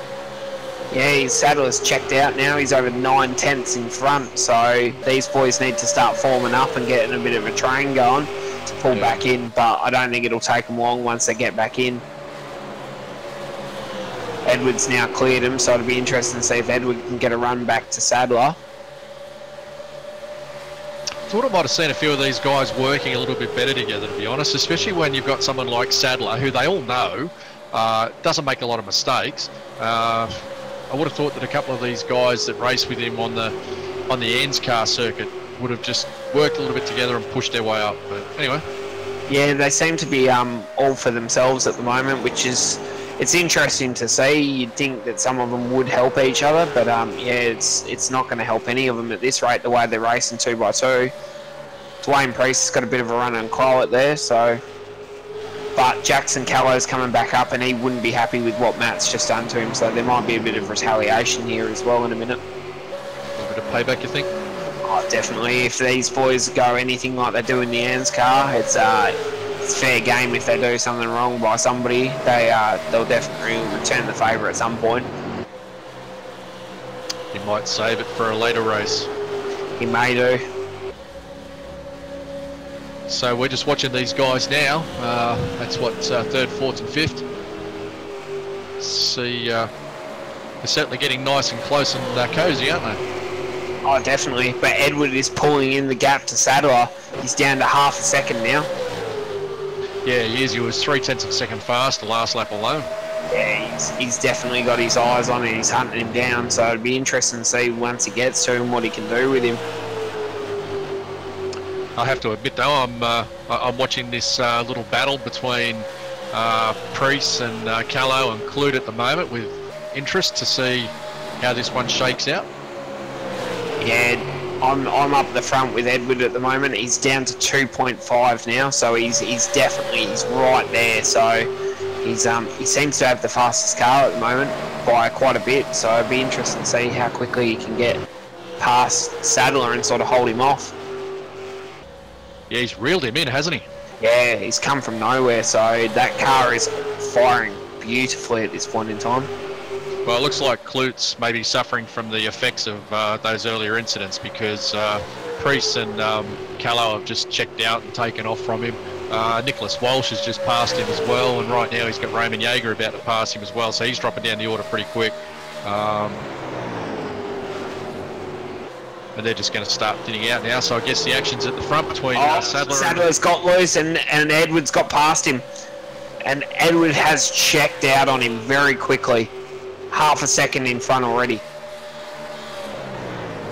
Well, yeah, Foster was quick earlier. He came from the back of the pack, didn't he? So we knew he was quick, but I tell you what, I thought he was done for the night after that incident with those guys a little bit earlier on the last caution. Oh yeah, but he was able to use the air to perfect effect, and he was able to sort of pack the air on the rear wing of Sadler and just get him loose enough that it sort of cost Sadler that half a second, which was enough for him to shoot straight past him. He's out to 9/10 now, so he's definitely stretched the legs, and he's just got to hold it together for 7 laps, and he's got a chance here. Yeah, you watch them both as they go around in their laps, and Edward seems to be a lot quicker, but they've both got very different lines. Yeah, Edward seems to be able to cut the bottom a lot more and sort of carry the speed out of the corner, where Sadler seems to drive the car deeper into the corner and use that top groove to try and maintain the momentum. So it seems to be working all Edward's way now as he pulls it out to 1.1. Well, Sadler wants to be careful because that time coming out of 4 going to the tri-oval, he pretty much sprint carred it through there. Looks to be very, very loose coming out of 4. Yeah, well, Dwayne Priest is up the inside of him now, so Dwayne's absolutely got a killer run on him. So it'll be interesting to see if Sadler's tyres have gone or what's going on with him, because he just doesn't seem to have much going for him at the moment. It's all falling backwards for him very quickly. Well, got 5 laps left to hang on. Edward Foster's taken off. We're running lap 70 right now, so if Gavin Sadler's going to... Yeah, he's very, very loose coming out of the turns at the moment, so he seems to be a sitting duck for those guys behind him, but they don't seem to be able to get by him. No, it's he seems to be able to sort of hold him off, but yeah, it's going to be interesting to see if they can get a run within these last couple of laps. Well, there was a lot cleaner that time coming through, so he's moving further up the track, I think. As you watch him each lap, he just seems to be just trying to hug that wall. Yeah, the surprising thing is Edward's still pulling time on the whole field, and you'd think with them all running in a draft they would be able to suck back up to him, but his car is just flying at the moment. It's pretty impressive to see. Yeah, it looks like about 1/10.5 a lap quicker he is. Well, he's only got 3 laps to go, so if he can hang on to this, he's just won his first AUSCAR race. Be a great way to start the season for him. Well, that's it, 6-round season, so certainly gives him good points haul. Looking a bit further back there, Jackson Callow, Dwayne Priest, they're having a bit of a battle for 3rd and 4. Is that Matthew Clute and Nick Walsh? Yep, just ran out top 5. Then a little bit further back, about a second back, you got Jaeger and Skurlock's another 2.3 behind him, and then everybody else is a lap down. So it's All right, well, we've got 2 laps to run now. Edward Foster's on his penultimate lap. I don't think anyone's going to get him unless he makes a mistake. But it looks like Gavin Sadler's managed to pull out a little bit of a gap too on Jackson Callow, so he might have second in the bag here. Yeah, Sadler's actually just taken a 10th out of Foster that lap, but I don't think he's got enough. But that draft seems to be working back to effect pretty quickly at this point in time, so it'd be interesting to see how close he can get. Yeah, the battle at the moment seems to be for 4th and 5th. Fifth and 6th. Sadler's down to a second now, so let's see what he can do in this final lap and if he can get a close enough run, but I think he's just a little bit too far back.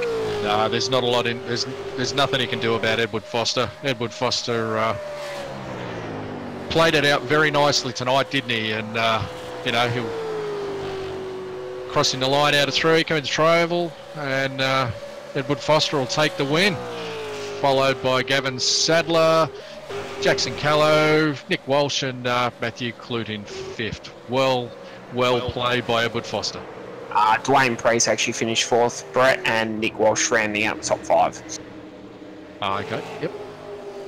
But yeah, fantastic drive from Edward. Once he sort of secured that lead, he was able to hold them all off and just drive to victory.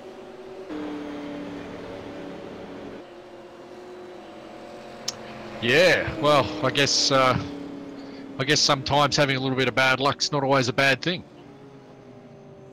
No, that's exactly right. He was able to put himself in a position near the end where it was able to help him. So we'll just watch him get on the victory lane and do a big burnout for everyone. I'd say he'd be pretty thrilled with that one. Yeah, absolutely. Well, you know, it was a race of ups and downs, wasn't it? I mean, wow, some of these guys just, they had the pace, but they just didn't have the luck, or they didn't have the strategy. Yeah, it seemed to ebb and flow for a lot of people. They'd get up the top and then they'd have an issue and fall back down, and then they get back to the front again, and it was a night of confusion for a lot of people by the looks of it. And I think there'll be some guys looking at some data and information tomorrow to work out what they can do better next time. That's for sure. Well, it's Kentucky next Sunday night, next week, so it's a bit of a harder track. It's a bit more of a technical track. Yeah, I think a few of these guys, yeah, they'll be looking to do a little bit of practice and see where they can improve. Oh, definitely, and especially with Kentucky, it is a single groove track where you've got to be down the bottom. It's quite bumpy in that middle and top lane. It might work depending on the weather condition, but yeah, it's going to be a lot harder race, and I'm expecting an exciting night of racing there next weekend as well, for sure. Yeah, I agree. All right, so if we have a look and see final finishes. So, of course, as we've said, Edward Foster's come through for the win. Very good considering he started, 15th. You know, that's a brilliant effort. So, followed by Gavin Sadler in 2nd. Jackson Callow was in 3rd. Dwayne Priest was in 4th. That was a great effort. He started in 5th, so he sort of dropped back and came back, didn't he? Yeah, he had a solid night. He had a few issues in the middle there, but he come back to finish in a really strong position. Yeah, he did. And you had Nick Walsh there in 5th. Matthew Clute ended up in 6th after all of that. Raymond Yeager in 7th. Michael Skurlock in 8th. Stephen Williams came back for 9th, so he was only a lap down. That worked out better than I thought it was going to do for him. And early pace setter Trent Gosley came home in 10th.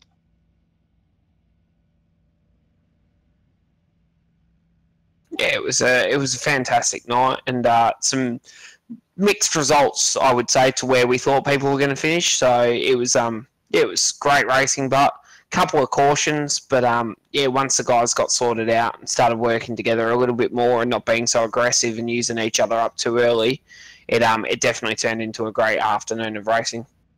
Yeah, it did. So, all right, we might go and see if Edward Foster's around for a quick chat and see how he's feeling after that. So I'll just see if I can pull him across.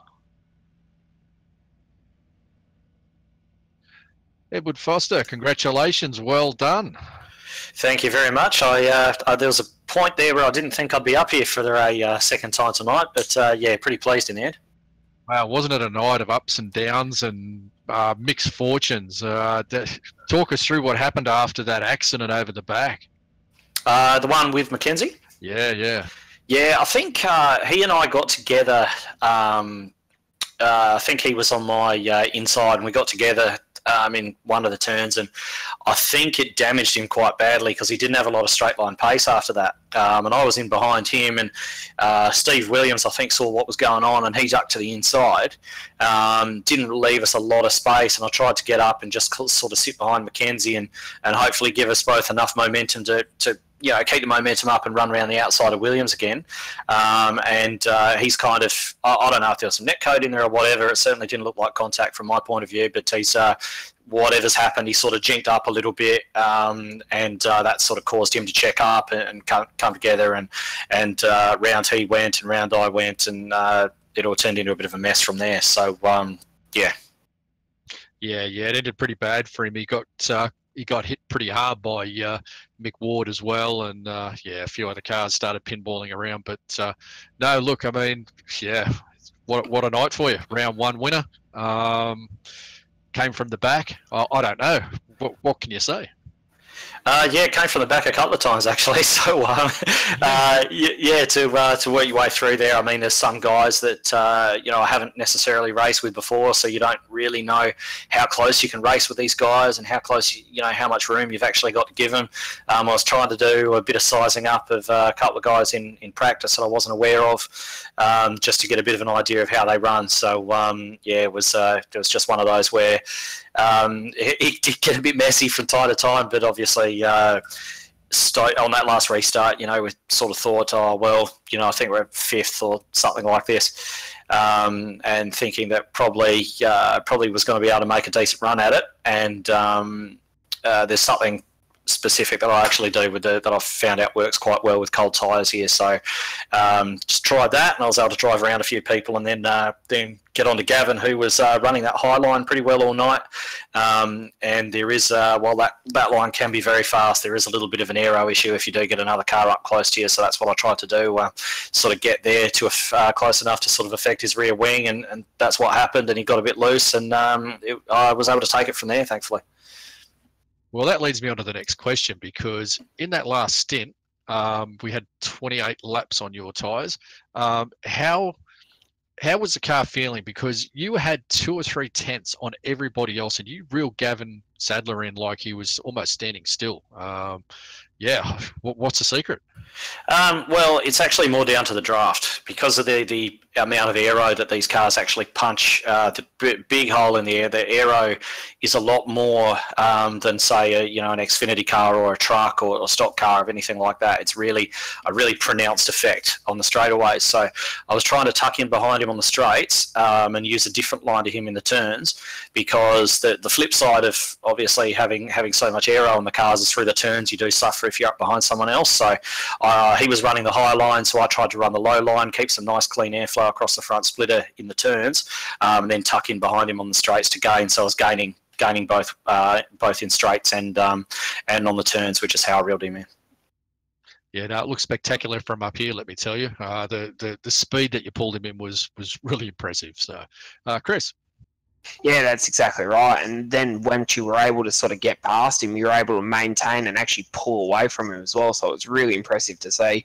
So, yeah, congratulations, mate. It was an awesome race. It was super eventful for us to watch you come from the back. I think it was 3 times. So, great drive. Yeah, thanks very much. I need to stop doing the stupid things that put me at the back. That'd be I could have a much easier time of things if I just ran around the front. But I like to entertain, so.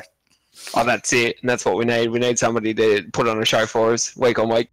I was about to say, it'd be just boring if you just got out the front and led away, wouldn't it? Leading away is very, very difficult because of the way that the aero works. So guys usually can catch up to you if you are out the front, all other things being equal. So I don't think in this series you're going to see too many guys dominating from the front, that's for sure. No, probably right. And Kentucky next week, how do you think it'll go? Well, hopefully it'll be a repeater here. We did. I think we did a practice run at Kentucky, and yeah, sort of reasonably competitive there. I think as far as qualifying goes, I think those guys who are actually running the older model Falcon have a bit of an advantage over one lap, but I think it all sort of equalises over the course of a longer race. So I'd expect to qualify sort of down among sort of around about 10th or so where I qualified tonight, but hopefully once the race starts, we'll be able to fight our way through again. No worries. All right. Well, good luck for next week. And again, well done tonight. Anyone you'd like to thank before we go? Oh, Performance E-Streaming, of course, for bringing this great series out onto the web for everyone to take a look at, and obviously Gav Sadler and the guys at ASL for actually putting on this series. I think it's got a lot of potential. I think they actually ran something similar a few years ago, and they've decided to bring it back with the new generation V8 supercar. So very glad they did. I think it's going to be excellent. Yeah, absolutely agree. And with the quality of racing tonight, the format was exciting. So, yeah. Anyway, congratulations again, Edward. And, yeah, we'll hopefully see you up here again next week. Fingers crossed. I'll do my best. No worries. Well done. Thanks. All right. Who else we got here in the green room? We've got we don't have second place Gavin Sadler, but he's actually up the top, so we could probably grab him from the top. Yeah, there he is. Let's see if we can pull him down. Let's see if he'll talk to us. Give me a minute.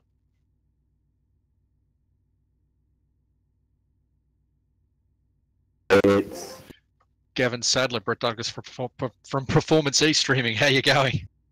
yeah, good, thanks. Good, good. You're right to talk? Yeah, absolutely. Well, what a race. Talk us through it. From your point of view, it was a bit of an up and down race, wasn't it? Yeah, the car had a bit of pace. The older Falcon is fast, except it just gets to a period about between 6 to 10 laps in where the tyres are just almost undrivable. It's very, very, very loose. So my way to counter that was hang around the outside as close to the fence as possible, and I got caught up in something mid-race and had to pit and reset. So it was definitely interesting coming through the field, running the high line all the time. It was good fun. Yeah, we noticed you running the high line up there. Did you feel more comfortable there? Was it the car? Was it what was the reason for that when most others were trying to run the low line, actually? The tyres were off. So my tyres were, I knew I had to make the tyres last for that last. I wasn't going to pit again once I knew I had enough fuel to get to the end. So I was just doing it. Our tyres, if you run down low, they just overheat instantly. You get one lap down there and they overheat. So it was to counter the looseness of the car, is just run it as close to the fence as possible and try and widen the arc of the corner as much as I could. Yeah, well, we sort of noticed towards the end there when Edward Foster caught you and passed you, it's sort of, yeah, we're wondering about the tyres. So what about pit stops? The older Falcon, they take longer, do they, or? Yeah, got smashed. I think I pitted from first or second, came out of 15th in one pit stop.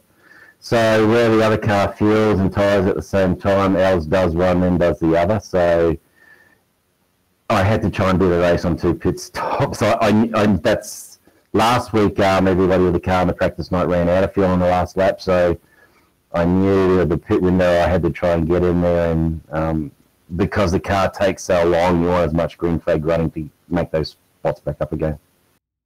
Yeah, that answers a few questions for us, because we're trying to work out why you lost so much ground in the stops, and yeah, that answers it for us. We weren't entirely sure that there was that much of a difference in the stops between the new and old generation. It is very painful. It was very, very painful. Sitting there watching everybody go past it, you know you just passed on track, but it was that's the difference of the car. It's fast, but the disadvantage is it's got a smaller fuel tank, and the pit stops are twice as long. So you got to take the good with the bad. Yeah, absolutely. So, so overall, the race went fairly well to plan, did it? Apart from a couple of small incidents we saw out there. Yeah, that's what I was hoping to do. I was hoping to run up the front and get a gap. I couldn't gap anyone at any stage, but it was good. It was good fun up there. It was yeah, really enjoyed it. Yeah, good. Chris, got anything for Gavin? Yeah, mate. Congratulations on your second place. It looked like quite an eventful race from your perspective. How did you take the incident with Roger Clark? It's sort of in the middle of the race there. What happened there? I was just running the high line. It's the gamble. You know, I run dirt stuff all the time, and you run the high line. It's a gamble you take that the person down low doesn't see you and comes up, and I got slammed against the wall. There's nothing I could do about it. So, yeah, you take the good with the bad. Sometimes the guys see you, sometimes they don't. It's one of the things when you run VR, when the guys run up the top, and if you don't run a mirror and stuff, you don't know where they are. So, it's one of the downsides of running up high. You are out of people's sight sometimes. So all good. Yeah, that's it, mate. Well, you had a great recovery to come back for second, and you led a heap of laps there at the start and towards the end there. So it was it was a great race and awesome to watch you race, and fantastic job running the series, mate. It's a great little series, and I think it's going to gain a lot of momentum over the coming weeks. Yeah, cheers. There was definitely some good racing out there. So that sort of racing attracts viewers and attracts more entries. So it's good. Yeah, that's it. And I think as time goes on, the guys will start to learn who they can run around a little bit more, and it'll become even better racing. So, yeah, great job again. And, good luck for, actually, Kentucky next week. What's your thoughts and feelings on that one? Yeah, you'll see me in the same spot. I'll be up. The only way the car can do it is on the high line. So just look out for me up top. Beautiful. Sounds good, buddy. Anybody you want to say thank you to? Thanks for you guys for all your commentary. It's out on the broadcast. It makes it a lot of fun, and all the other competitors for racing. It's good. Beautiful. Too easy, bud. Well, congratulations again, and we'll see you next week. Cheers, guys. Thanks, Gav.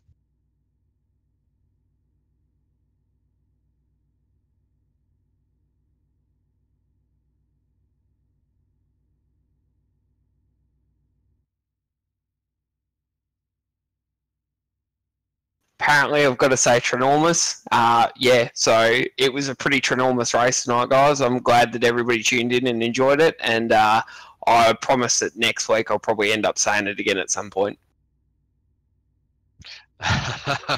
Yeah, that's a tremendous call. Look, we've probably got time for a really quick chat with our third place guy, Jackson Callow, and then we'll have to wrap up. So I'll just pull Jackson down. We'll have a quick word. We'll keep it short. I'll throw over to you for this one, Chris. Yeah, too easy, buddy. Jackson Callow, Chris Pennell from the Performance E streaming booth. How are you, buddy? Yeah, good, thanks, mate. How are you? Yeah, good, thank you. So, third place tonight, mate. You got to be happy with that. Yeah, I'm wrapped, to be honest. Thanks, mate. It was a long race, a few cautions, but real tight racing at the front, so it was really enjoyable. Yeah, it seemed like you had really good pace there, and then you were involved with a little incident with Clowett near the end there and sort of bounced off the wall, but you were able to sort of come back at him towards the next sort of 5 to 10 laps after that. Yeah, it was just good hard racing with Matty. I think he went in a bit hard, and I ran up near the wall and got into it, come back, but finished all right. So I was happy with my result. That's good to hear, mate. And so after this week, you go to Kentucky next week. What's your thoughts on that one? Yeah, I like Kentucky. It's a nice track, but to be honest, I really enjoyed the night. How close the racing was. I think all the aero sort of changed up the difference in the racing. Like Gav was running the high line as well, the old car, and it's good just to have a majority of all the different options you can have in the AUSCAR. Good change up. Yeah, that's exactly right. I mean, we know you're a regular in AUSCAR as well, and it is a bit of a difference. What do you find the biggest difference between the two, other than the aero, is? I think the old Ford, to be honest, in this compared to the new Ford and the Holden, has got a lot more top end, but doesn't last as long. But between the two leagues, between the AUSCAR and the AUSCAR, this is probably a lot bit closer racing, but both really enjoyable. That's good to hear, mate. Is there anybody you want to say thank you to? I used you guys for putting on the night, and Gav and Edward for their work, and I had TV installations for helping me as well. Beautiful, buddy. Well, congratulations again. And do you want to say anything, brother?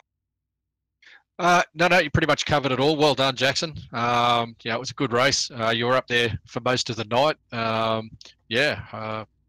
Some of those guys were just a little bit too quick at the front, weren't they?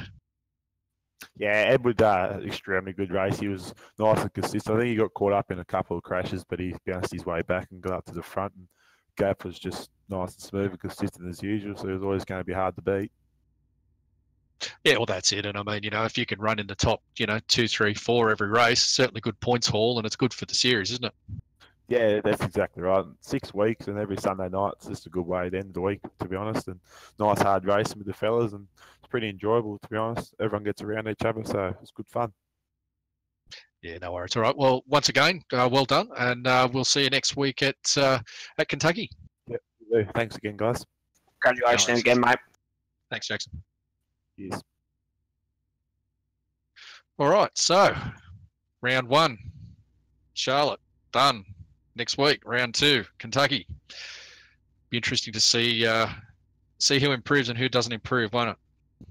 Oh, that's exactly right. I think it was a pretty successful first round. I think there's some positive stories and there's some probably upset stories that guys will be reflecting on over the next day or two. And I'm sure they'll regroup and get ready for the next one. It'd be interesting to see if it's attracted any new entries and how it goes from there. But I'm looking forward to it. I think it's going to be a great little series, that's for sure.